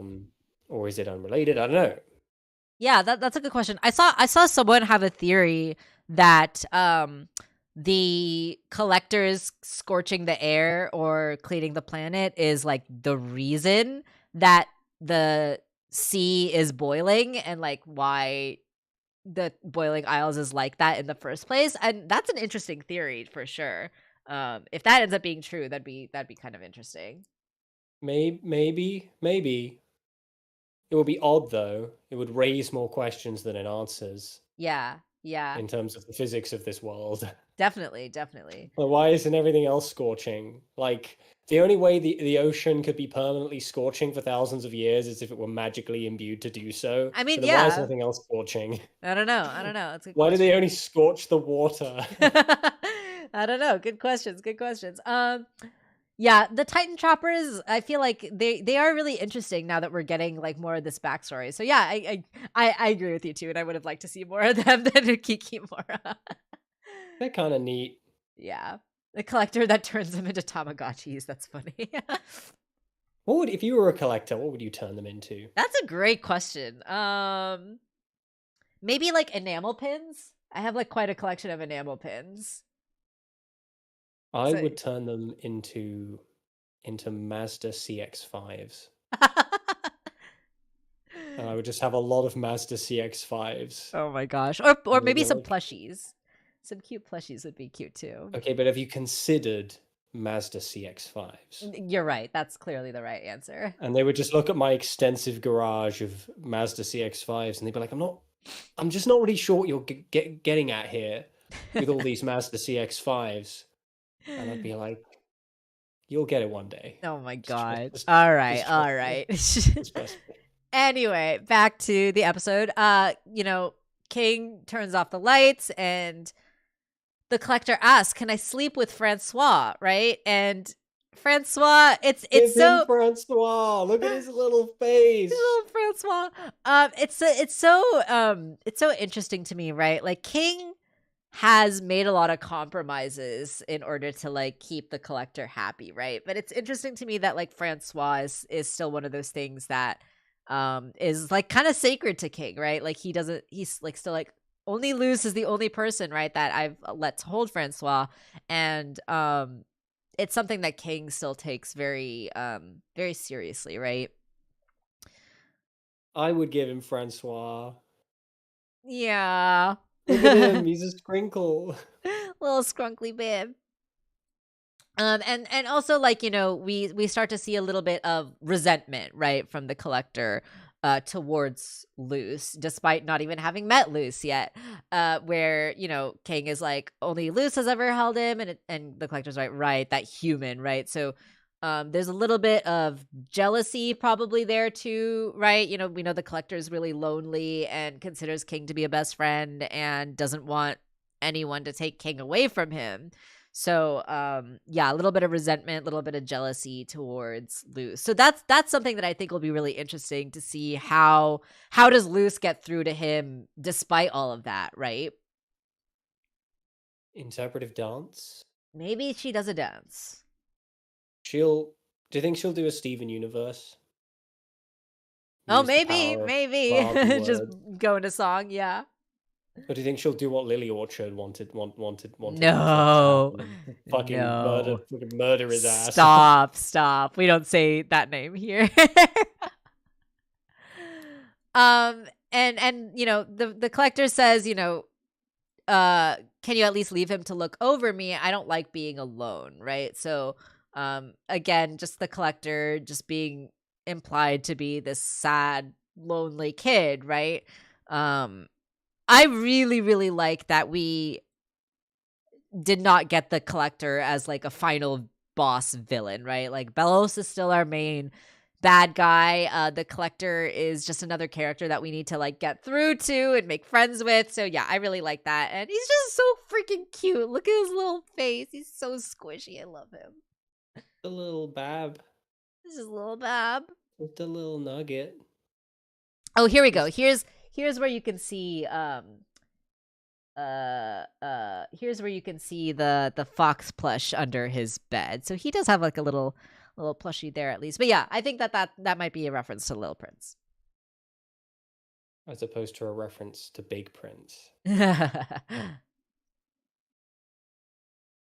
I wish I'd actually read The Little Prince so I could say something more meaningful about this. I was trying to remember like a Prince song, so I was gonna be like, oh, that would be if they had like Purple Rain in the episode or something. That would have been. I mean, they did have the Prince poster, before. Yeah, in Ida's room.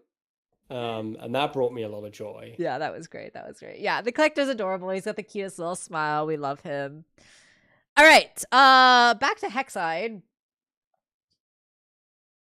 Originally on the fence about Bellos being a big part of the plot. That's fair too. Yeah, but I like the way that we are going with this. Bellos has to be the big bad. Like it would feel like such a waste to not make him the big bad. Yeah. So much has gone into him to make him horrendous and nasty and vile. It would just feel like such a waste to throw all that away. To turn him into goop. Mum's spaghetti.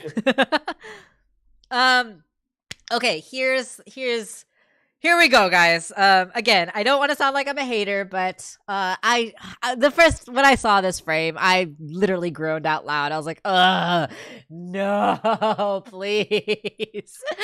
Because I don't know. I immediately recognized Kikimora. It's like very obvious. I did see some people on Twitter say like, maybe I am an idiot, but I was fooled by her disguise. And I was like, come on, guys. I guess like the only bit of grace I can give to that is the fact that like it's fair that you might have gotten fooled because we've literally never seen Kikimora's mouth at all in the entire series. And so now we're getting... The thing you're forgetting is that a lot of people have the media literacy of a spanner. That's fair. That's fair. Yeah, so I groaned when I saw this. I was like, no, God, please, no, not Kikimora. But of course she's here. And I did see some people talk about how, Kikimora, and we'll see kind of later in the episode too, right? The fact that she's like literally just doing what Belos was doing in the first 2 seasons, right? Like just trying to like play the same beats essentially. There is kind of an implication there, right? Of like, oh, Belos's effect on the Boiling Isles, right? Like his influence is still like permeating, and it's like, yeah, I guess I can see that interpretation, but he's still there, like he's still gooping about all over the place. So like gooping around. So we didn't really need the implication that his influence is still there, Bits of him are falling off all over the place. Yeah. He heard the song Footloose while he was in the human realm, and he's taking it a little too literally, and now his feet are falling off along with the rest of him. Yeah. Except for his ass, because he'd need to have one first. Of course. The only way I would have been sold on Kiki Miki being in this, because the disguises are so obvious, I would have found it hilarious if the one that looks like Kikimora isn't even Kikimora, and like the big one is Kikimora, and Kikimora did a loggle and got absolutely cut. Yeah, that would have been funny. Shredded. That would have been good. And the other one is just like a guy called Michael who just happens to look a bit like Kikimora. Yeah, definitely. Yeah, I agree with that, Shadow. I don't know how people got fooled. There are a lot of people who are very dumb is the thing. Like there are a lot of people who are very dumb. I saw this on Twitter. I'm just remembering right now. So there was like someone posted on Twitter, and bless their heart, they're probably someone who is young, right? But they posted on Twitter like, maybe I'm an idiot, but I was actually fooled by Kikimora, right? And then they got like a bunch of replies by people being like, yeah, don't worry, me too. I was fooled as well. Like, oh my gosh, like I thought I was an idiot. I was like, who is this random new character that they're introducing in the second to last episode, right? And then someone quote retweeted that, and what they said was so funny. They were like, I mean this in the nicest way possible, but everyone in this thread is literally Dr. Doofenshmirtz when Perry the Platypus puts on the hat. It's like, a platypus puts on the hat. Perry the Platypus. I'm like, yeah. You all got doofed. I have never seen Phineas and Ferb, so I can only take your word for this. That's basically how it goes in Phineas and Ferb. Like he's unrecognizable until he puts on the little fedora. all I know is that Doofenshmirtz is a great dad. He is a great dad. He's great. Let's see. Warmed up to Basha's role in the special, but still pretty jarring to see her. So yeah, I agree that it would have been better to maybe see her a little bit more in season 2. But Can I say something terrible? Sure, go ahead. I'm sorry to cut you off, but this is very important. Okay, great. Very important. I'm nervous. If you took Luce's hat off, she would kind of look like she was doing a gender bent Buzz Lightyear cosplay. Oh my god. That's so random. I'm sorry, I can't stop thinking it. The color palette is identical. Oh my gosh. It's identical. I'm canceling you. I'm kicking you off the street. You just can't handle the truth. That's fair. The truth is too blinding, I should say. Oh my gosh. What was I saying? Basha. Yeah, I like Basha's role in the special. But maybe it would have been nice to see her a little bit more in season 2 so that it could have felt a little bit more earned. But one thing I like about Basha, right? Because like Basha is a bully, right? Like she is like someone who is very aggressive, is very mean, like seemingly sometimes for no reason. Like she just seems to be mean for the sake of being mean. And in a lot of ways in season 2, I felt like Basha was a little bit two-dimensional as a character, because since Amity wasn't around to be the bully anymore, right? I felt like they kind of just had Basha to fulfill that role of like, oh, there needs Yeah. to be a mean girl bully. So like, let's, now that Amity can't be that anymore, it's just going to be Basha. And then they didn't really give her much characterization outside of that.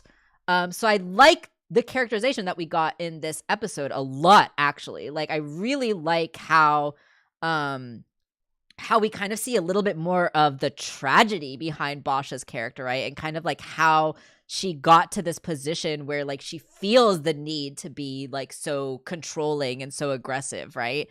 So I liked that a lot, actually. And you know, we kind of get the first instance of that in this scene, right? You know, Kikimura is talking about how she snuck in and Basha brought her in and made her second in command and whatever. Now we're flourishing, right? And Kikimura has like a line, right, where she says like, oh yeah, the other two girls got puppeted, right? When Luce is like, oh yeah, we are gonna go fight, we're gonna go like save everyone, we're gonna rescue everyone, and they respond back with just like crickets, right? Like complete silence. They don't want to do it, right? And we get this line from Kikimura where she says like Basha's subjects is like the safety is the most important thing, right? And she says like after the horrors of her own Grudgeby team, right? And we get this reaction from Basha where she like looks away and she like buries it, right? Like she kind of pushes away this feeling and pushes it down, right? And later in the episode, right, she gets that moment with Willow where she says like a leader can't show weakness, right? A leader can't show that they are struggling, which is something that Willow is part of Willow's arc, right? So I love this as like almost like a foil to Willow's arc, like Basha is trying to suppress her like emotions and suppress her like her frustrations and her like grief, right? Her grief over losing her Grudgeby teammates, and how that affects her abilities, and how Willow will have to kind of go through the same thing, but instead of like rejecting those feelings, she has to embrace those, right? So that in that way, I really like what they did with Basha in this episode, and I think that kind of more in-depth character writing is what I really liked. The trouble is that because she's been so like one-dimensional up until this point, it makes her just feel like a plot device. That's fair. Like That's a fair. device. Yeah, like I said, I wish we could have gotten a little bit of this earlier in season 2, but I'm glad that we're at least getting it now. The thing I find odd with Willow is this sudden distinction that she's like the leader. And it's like, okay, she's the captain of her flyer derby team who showed up in one episode, but she's not really a leader. She's never been shown to be a leader. She's always been kind of like, I don't really know, like kind of like a mix between the heart and the muscle. She's never really come across as like the leader. She's been far too kind of sidelined. Yeah, I mean, like they kind of interchange the words leader and like like she's almost like the emotional rock, right? I think like that's kind of what they're kind of implying with that. Yeah, like she's the one that like she's the shoulder that everyone can cry on, right? Yeah. Is that true? So I feel like we don't see an awful lot of that. So that I think is true, because I feel like Willow is like the first real friend to a lot of characters. That's true. I didn't consider that. Like to Luce, to Gus, to Hunter, to Amity, right? Like Willow really is like the first person to like, for a lot of these characters to like be that emotional understanding. So I feel like it's been there, but I feel like in this episode it can be argued that it was told to us a lot, like just sort of outright said like, oh yeah, I'm the reliable one, right? Like Willow kind of saying that over and over again. Like that felt a little too like a little ham-fisted to me, but I think it's definitely been there in previous seasons. I've been ignoring the chat for a moment here. Grace says my favorite character in this episode was Willow and Camila. Camila is hands down my favorite in this episode for sure, by a long shot. Kiki Um, Miki. Kiki Miki. Yeah, they give Basha some motivation. That's what I really like here. Yeah, totally agree with that. Agree with that tune. Um, yeah, I basically agree with what you're saying, tune. So yeah, Basha has some tragedy to her, right? She has some sort of like struggle that she's going through. I don't need to hear that again, right? I don't want to acknowledge my struggles. So, and it's like a little this is another thing that like really irked me about this episode with Kikimora, right?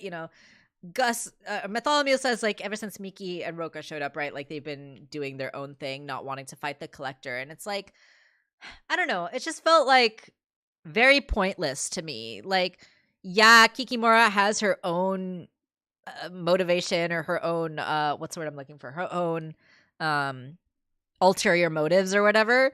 But it's like I don't really get what those are. I don't really get why she's doing what she's doing, right? It's just like the why is just so unclear to me. And She says she's trying to start her own empire. it just feels so disconnected from everything else that's going on, right? Like Kikimora was like the one character in this show. Like I feel like every character in this show started off being a little bit one-dimensional and then like got more complexities as we went on.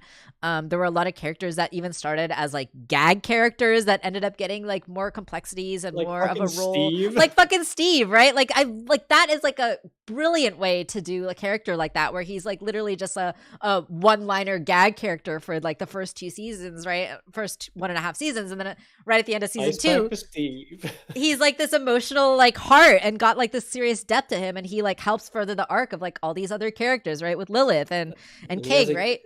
A unique power to make facial moles move. Exactly.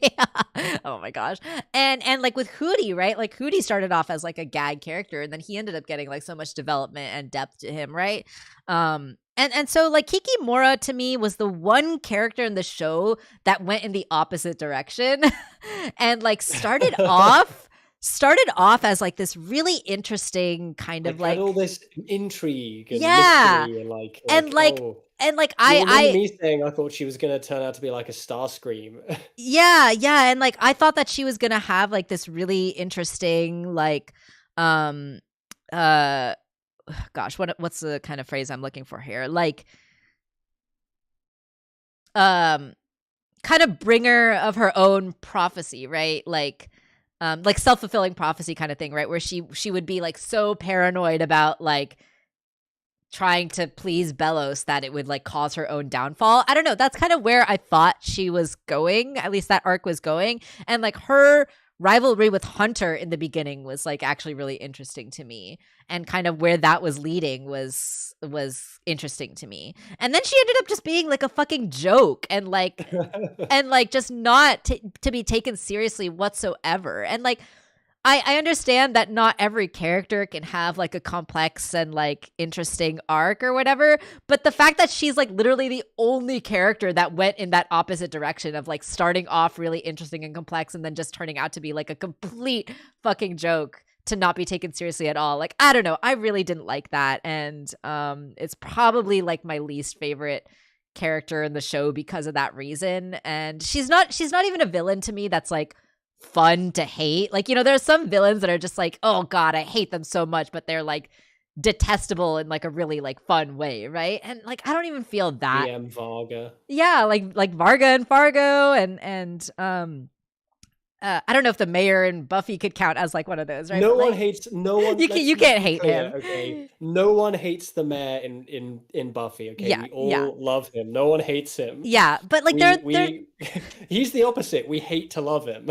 Yeah, or like Andreas, right? Like Andreas, King Andreas in Amphibia might be one of those characters, right? That are just like, oh my god, you're just such a like smarmy piece of shit, and I hate you, but it's fun to hate you, right? Like when you see him like blow up that robot in like the 3rd season, right? Like he's fun to hate, and like I just don't get that with Kikimora.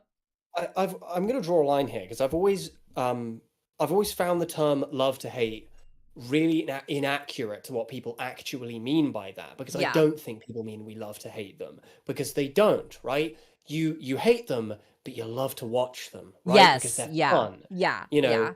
know, Andreas is a smarmy asshole, but he's fun, right? Exactly. Keith David is a great voice actor. His on-screen presence is very distinctive. VM Varga is a racist, anti-Semitic, awful, awful nightmare man. But David Thewlis's performance and the way he's written is just so gripping Yeah. and so enthralling, right? The mayor in Buffy, no one hates him. We all love him. He's brilliant, and we just want to hang out with him, so he doesn't count. Exactly. Kikimora, like, I really like the VA for Yeah. Kikimora. I think she's Yeah. great. She shows up in things. She primarily does anime. She shows up in Craig of the Creek once, specifically kind of in a reference to her predominance in anime. Kikimora, yeah, she just like I honestly I don't feel disappointed in Kikimora and how things turned out with Kikimora, because I never really cared. I never felt like compelled to care to begin with. But the fact that I don't feel like I was compelled to care to begin with makes it frustrating that she's here right now Yeah, doing things on the exactly. screen. Exactly. That's exactly how I feel about it. Like, While Ida is getting like 3 lines we of could have had dialogue. more Ida time in this episode. That's really my biggest complaint. Like, the convenience trope is my one biggest complaint, and then this having so much Kikimura and not enough Ida is my second biggest complaint with This is this. gonna sound like really weird, but I kind of wonder, like, did like Wendy Malick piss someone off, or did like, I don't know, like, is she having like scheduling conflicts or something? Like, Maybe. what the hell happened? Because like they've been basically slowly writing Ida out of the show since mid-season 2. Like, let's be honest, you know. Yeah. And it's really weird. Like, it's genuinely really weird seeing how Ida, from the earliest concept sketches of the show, it was Ida and Luce. Yeah. It was their story, and it's not anymore. And it's like, why? It's kind of a bummer. It's a bummer, yeah. Did Wendy Malick turn out to be like a tremendous racist or something? No, I hope not. Like, no, it probably has to do with scheduling. I would assume. Wendy Malick isn't like a super busy actor these days. Yeah, I don't know. Like, she's semi-retired. It could. I mean, it probably also had to do with the fact that, just cut for time and all that. Yeah, but like, yeah, I don't know. The things to cut for time. I know. Why would you cut Ida? Yeah, I know. But yeah, I totally agree with what Shadow says in the chat here. Like, after Kiki cried about her family at Palm Springs, I could not take her seriously after that anymore. I was like, oh, okay, this is like a total joke character then. Great, good to know. The thing is that if they'd actually followed through on that emotionally, it wouldn't have been a total joke. Yeah, but they just completely wrote it off as a gag. So, if she'd actually left to be like, you know what, I'm kind of done with this. I want to go just have a normal life somewhere. Exactly. It would have been like, you know what, fair enough, Kiki Miki. Exactly. Yeah, totally agree. Ida being sidelined was a recurring thing for sure. Wouldn't mind Kikimora being here if it wasn't the penultimate episode. I just didn't want her here. I didn't want her here. I felt like she was just not here for anything other than comedy, and I did not find her funny. So it didn't do anything for me. You would have found her funny if she was shredded, though. Yes, I would have found that hilarious. You would have been all on board for that. Yeah. Okay, so we are almost at 2 hours now at this point. I do want to talk a little bit about the collector and the kind of like backstory that we get here through the portraits a little bit. Really quick, like, we'll just talk about, King getting Hootie from Odalia and going to meet Ida, and Ida does this funny thing with like pretending to be a puppet. And what's interesting we will talk about the portraits. We'll talk about all the portraits in a second. But what's interesting is in this hallway when King brings Hootie to Ida, all the paintings are kind of like scratched up and everything, and that's really interesting to me. I don't know why they would do that. My guess as to why this hallway in particular is all scratched up is because we see the floor is all scratched up here too. So I think this is just where they dragged Ida, who is like still in Albie's form, and probably just like she thrashed about while they were trying to get her into a cage. That's my guess anyway. Yeah, and we don't get. I mean, that isn't answered in this episode, is it? It's not How really that outright answered. Yeah. how Ida got out, and God, I don't know. I don't know. Yeah. Some things missing, pieces Yeah. missing. Yeah. And then we get Ida and Lilith. But before we get into Ida and Lilith, actually we might save Ida and Lilith for next time because I do want to talk about the portraits.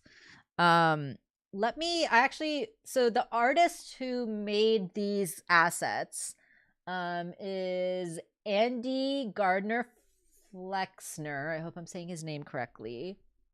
But he was the artist behind these assets, the portraits and everything that got made for these backgrounds. So I do just want to talk about them briefly. So I have them pulled up here. Let me see if I can make them a little bit bigger on our screen. Let's make you bigger. And I'm going to cover the screen for a bit just so that we could see these. So, bear with us. But I do want to look at these a little bit more closely because I find them really, really interesting. So, no, Twitter, I don't want to turn on notifications. So these portraits are just really beautiful, I should say, first of all. Really gorgeous artwork, just really, really great job all around on the work. But this first set of portraits, this is what we see kind of on the right side of the hallway when King is walking down the hall, and they're just basically these kind of abstract celestial bodies, and I don't know if this is supposed to be implying anything, but in any case it looks really cool. It feels very tarot, doesn't it? Yeah. Reminds me of that kind of art style, the tarot card kind of thing. Isn't that answered in a credits drawing? Oh, it might be. Maybe I missed that tune. And then I want to spend more time talking about the second set of portraits here. So yeah, hang these on my wall. These are gorgeous. Absolutely, Tune. So this is really interesting, right? So we get kind of a backstory here on what's going on with the Collectors and the Titans. I don't know what order this is supposed to necessarily be in. I think that this might be a little bit out of order because I think this bottom middle one might be the first one. So this bottom middle one is really interesting, right? So we've got 4 collectors, 4 happy tall guys. They've all got like a little symbol on their hats. One's got like a moon, star. This one looks like a planet, and this looks like a red star of some kind. So there's 4 of them, and one of them is holding out their hand, and they're holding, or they're showing our little Babby Collector, right? Babby Collector is tiny in comparison with the rest of them, and also kind of more purpley, right? The rest of them seem to be blue. And our scrungly little friend seems to be purple. So I don't know if this is like, he's just a little Bab. Yeah. So I don't know if this is him like being born or what, but I don't know. It's something interesting, right? And then what's interesting here, I don't know what order this goes in, but I think this upper left one is probably the next one, right? We've got 3 collectors here. So I don't know if this is supposed to imply that one of them, something happened to the 4th one in between. But it's just interesting to me how in this one there's 4, and then for the rest of them there's 3. So there's 3 here, and they're looking on this planet, right? I think we can probably safely assume that this is the Boiling Isles. And we've got Babby in the back here being cute and tiny. A little squishy nugget. A little nug. And then we see, I think probably this bottom, or this middle one probably is the second one, right? So this middle top one with the 3 collectors over the Titans, right? So we can see that the Titans are holding them back or something, right? Like obviously scared of the collectors, right? So the collectors seem to be coming in and doing that. And then I don't know if this 3rd one is probably the next one. But we see this big muscly guy who I guess is a Titan trapper. Yeah, because they're putting the skulls on. Yeah. So big muscly guy, and then we see these two But collectors. they are actually collectors putting the skulls on. Yeah, see, these two in the front are collectors putting the skulls on. And then this guy in the back seems to not be a collector. He seems to be a Titan trapper. That's Dave. That's Don't just worry about Dave. him. That's fine. Dave, yeah. Or what was his name? Bill or whatever. He just looks like that. He's Yeah. not wearing a skull. He's just got a very distinctive profile. Yeah, totally. So yeah, it's interesting to me, like, you know, the collectors, we find out later in this episode, right, that the Titan's magic actually cancels out the collector's magic. So maybe that's why they wanted to kill the Titans, because they saw them as a threat to their existence, right? But like, it's interesting to me that the collectors seem to like team up with the Titan trappers to fight the Titans. And something that I think is actually like really brilliant that I didn't really think about until a little bit later is I actually think, like, in terms of, you know, plot conveniences and kind of like tricks that the writers do to make the story work, you know, we've had various feelings on different tools that they've used, right? Like, we really dislike the eavesdropping convenience trope. Like, that's a definite one that we don't like. But we talked about like the Echo Mouse, right, being like a kind of convenience that like somewhat works pretty well, right? This is an example of a convenience that I think actually was kind of brilliant and works really well.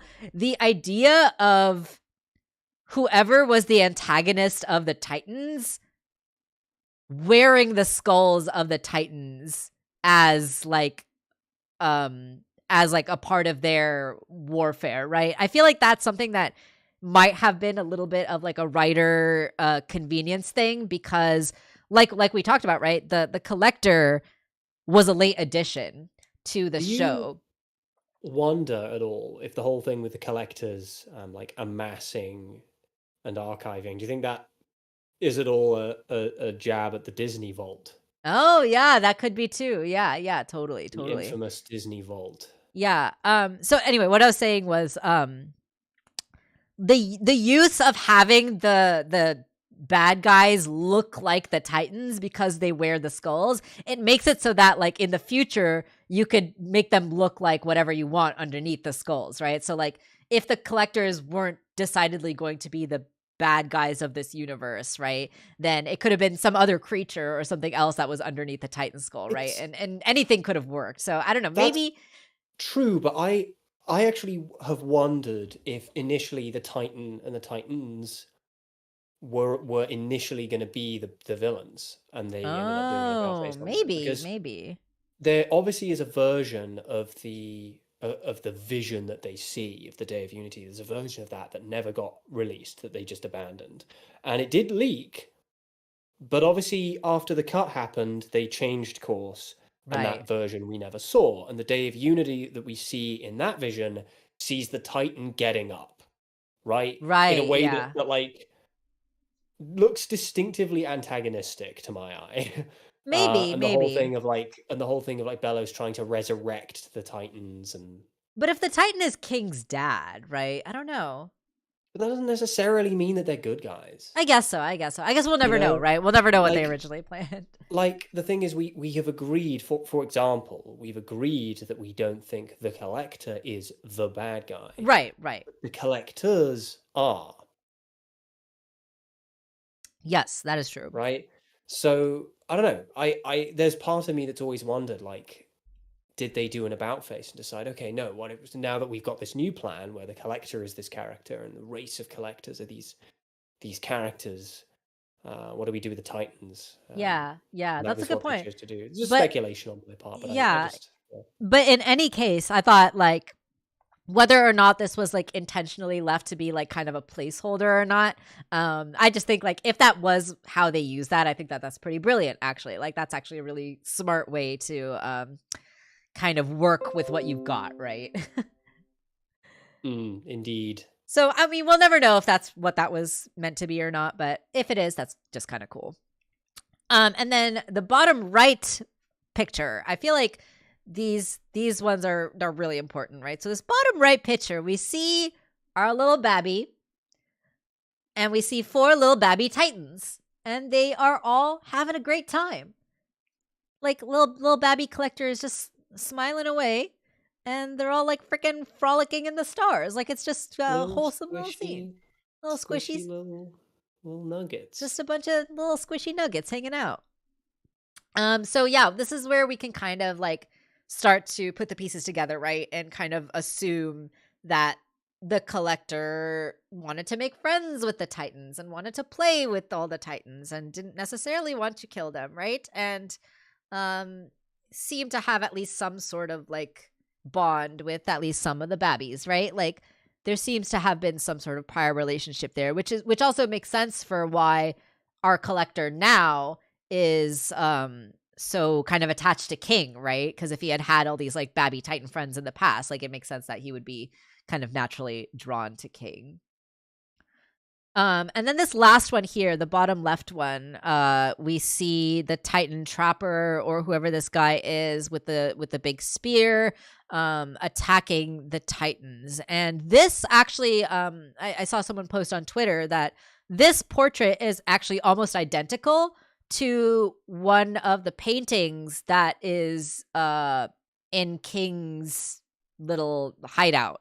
I forget which episode that was exactly, but this portrait seems to be almost exactly the same as one of those pictures as well, which is interesting, right? Because this is the portrait that has the egg in it. And obviously where King was being stored, he was in this egg. So is this King? Is this egg actually our King? And is this King's dad trying to protect him from the collectors / the Titan Trappers, right? So is this scene what was being portrayed in that episode as well? Like, is that what's going on That here? would raise a lot of questions about how old King is. How old is King? How long was he in the egg? How old are the Titan Trappers, right? What's also interesting too is that the main Titan Trapper guy, I think his name was like Bill or something like that. But the main Titan Trapper guy did mention that he was like one of the only ones in that community that was like the last one to see a living Titan, because he was like, and his horrible sound, where, right? Like he was one of the few that had actually met a Titan before. So how old is he, right? Like, is he thousands of years old too? Kind of in a way, almost implied that he might actually be talking about King. Oh, maybe, but then if King was in the egg, right? But then King, but we don't know how old King is. Like Titans, they don't necessarily age like we do. They don't necessarily he's 8. see time He's like 8 we years do. old. He's 8 since he hatched. Yeah, but like you said, how long was he in the egg? We don't know how long he was in the egg for. That's the thing. Which could have been thousands of years, right? We really don't know. So yeah, questions, a lot of questions. But what exactly the time? I hope that we get some answers. I hope that we get a little bit more backstory on the war between the Titans and the Collectors, on what really went on here, kind of the timeline of what that looks like. When was King's dad killed, right? Like, how did that like showdown even happen? Like King trying to protect the egg, right? Or like King's dad trying to protect the egg, and also like who trapped the Collector, right? Like who trapped the Collector in the in-between realm? Was it King's dad who did that? Did the Titans feel sorry for the Babby Collector because he was just a bab and like didn't actually want to kill him? And so they just trapped him in the in-between instead of killing him, right? Like there's so much stuff that like I am wondering how exactly that played out.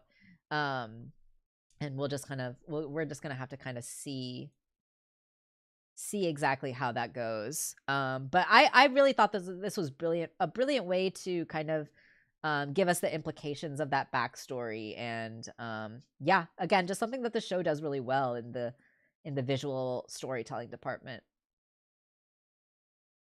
I agree. And I think it's neat that they outsource it as well. Yeah, absolutely. To these little artists. I think it's really cool. Absolutely. All right, I've been ignoring the chat for a minute here. Let's see what y'all have to say.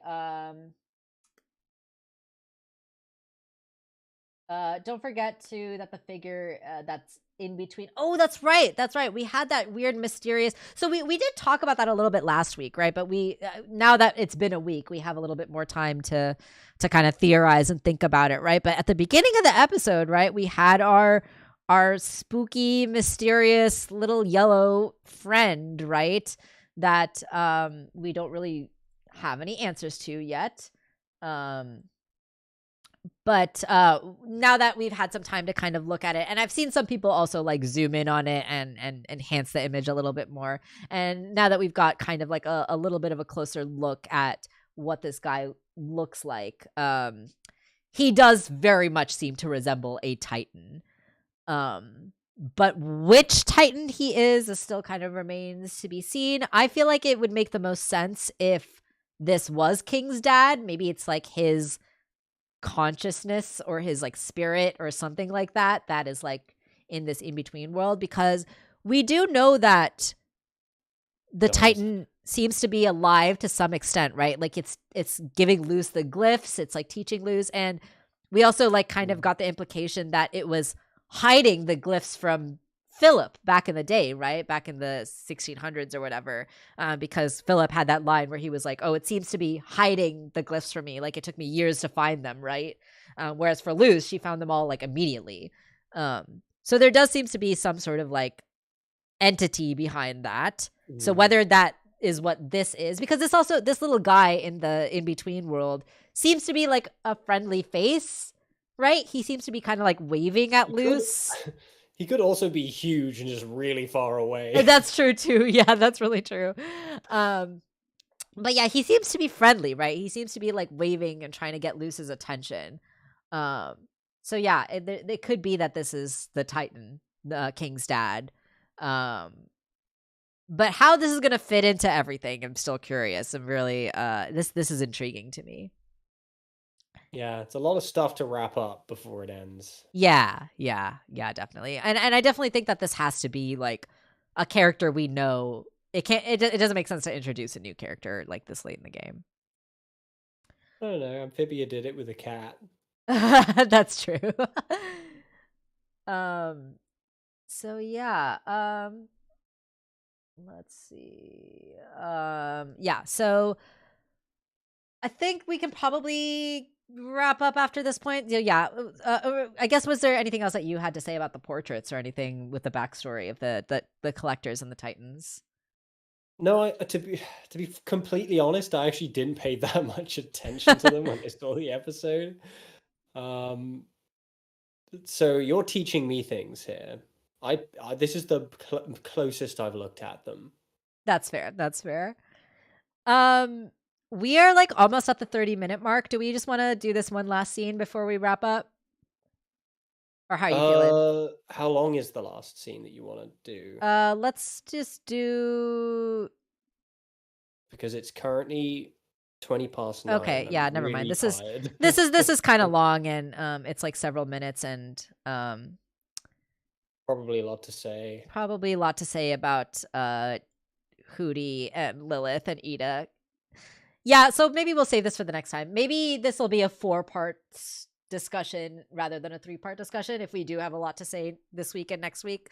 But we'll play it by ear. We'll see how we go next week and decide at that point. Yeah. No worries, Tune. Thanks so much for hanging out. Really appreciate you. I think we're probably going to be wrapping up now anyway. So thank you to everyone who hung out with us today. Really great discussion. I really appreciate that we can have these kind of like more nuanced discussions. I love the Owl House. I really love this show. But I know how, in the nicest way possible, I know how passionate people can be about this show, and how kind of heated the discussions can be around the show sometimes. And so I really appreciate everyone coming into the discussion with an open mind, with some thoughtful ideas. And I really, sometimes I worry about like people being like, oh, you're just being a hater, or you're just like whatever to the show. And I really never want to come off that way, because I hope that it's clear that like my teasing and like my critiquing of the show really does come from a place of love, and I would not be talking this much about a show that I didn't deeply care about and deeply love. So I hope that comes across, and I really appreciate everyone having these thoughtful discussions and being able to like look at things critically, and being able to like acknowledge both the strengths and the weaknesses of something, right? So I really appreciate everyone having the discussion with me today, and for keeping it cool. Thanks for being cool, everyone. I really appreciate that. Can I say something completely unrelated? Sure. Everyone go and watch Pantheon. Oh yeah. I've heard Pantheon is good things dope. about Pantheon. Everyone go and watch Pantheon, please. I really need to watch it too. Everyone's already watching The Owl House. The Owl House doesn't require any more press. True. Pantheon does. No one's watching it, and they should. Absolutely. Yes, exactly, Robin. I feel exactly the same. Love talking about cartoons with just a bunch of you nerds, and not having to mask or hide anything. That's just awesome. I read that as like not having to mask like a physical mask. Like wearing a face mask, yeah.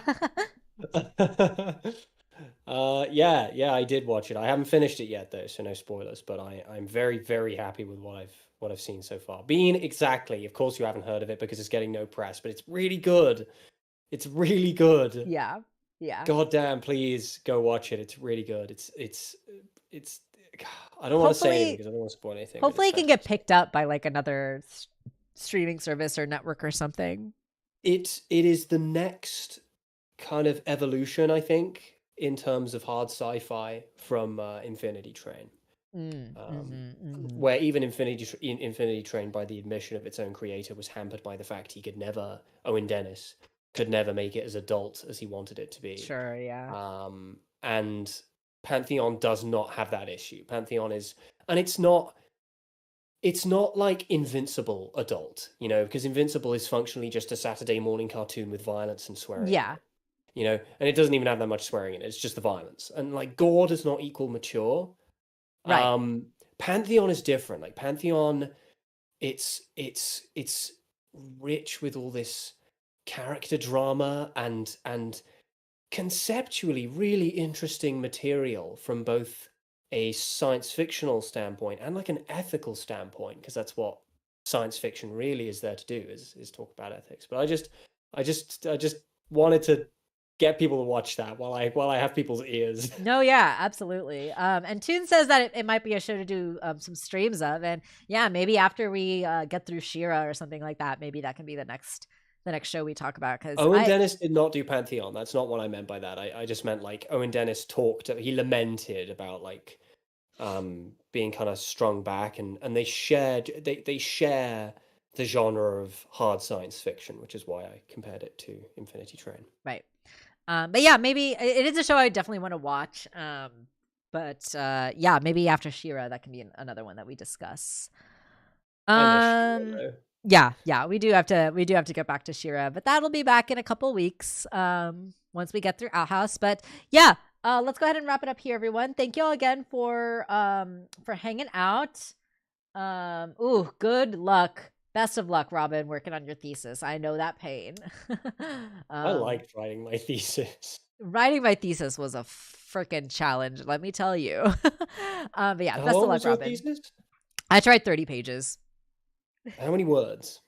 I don't know. Is that not how they do it in America? They don't do it on word count? No, because like I did I majored in creative writing, so I had to write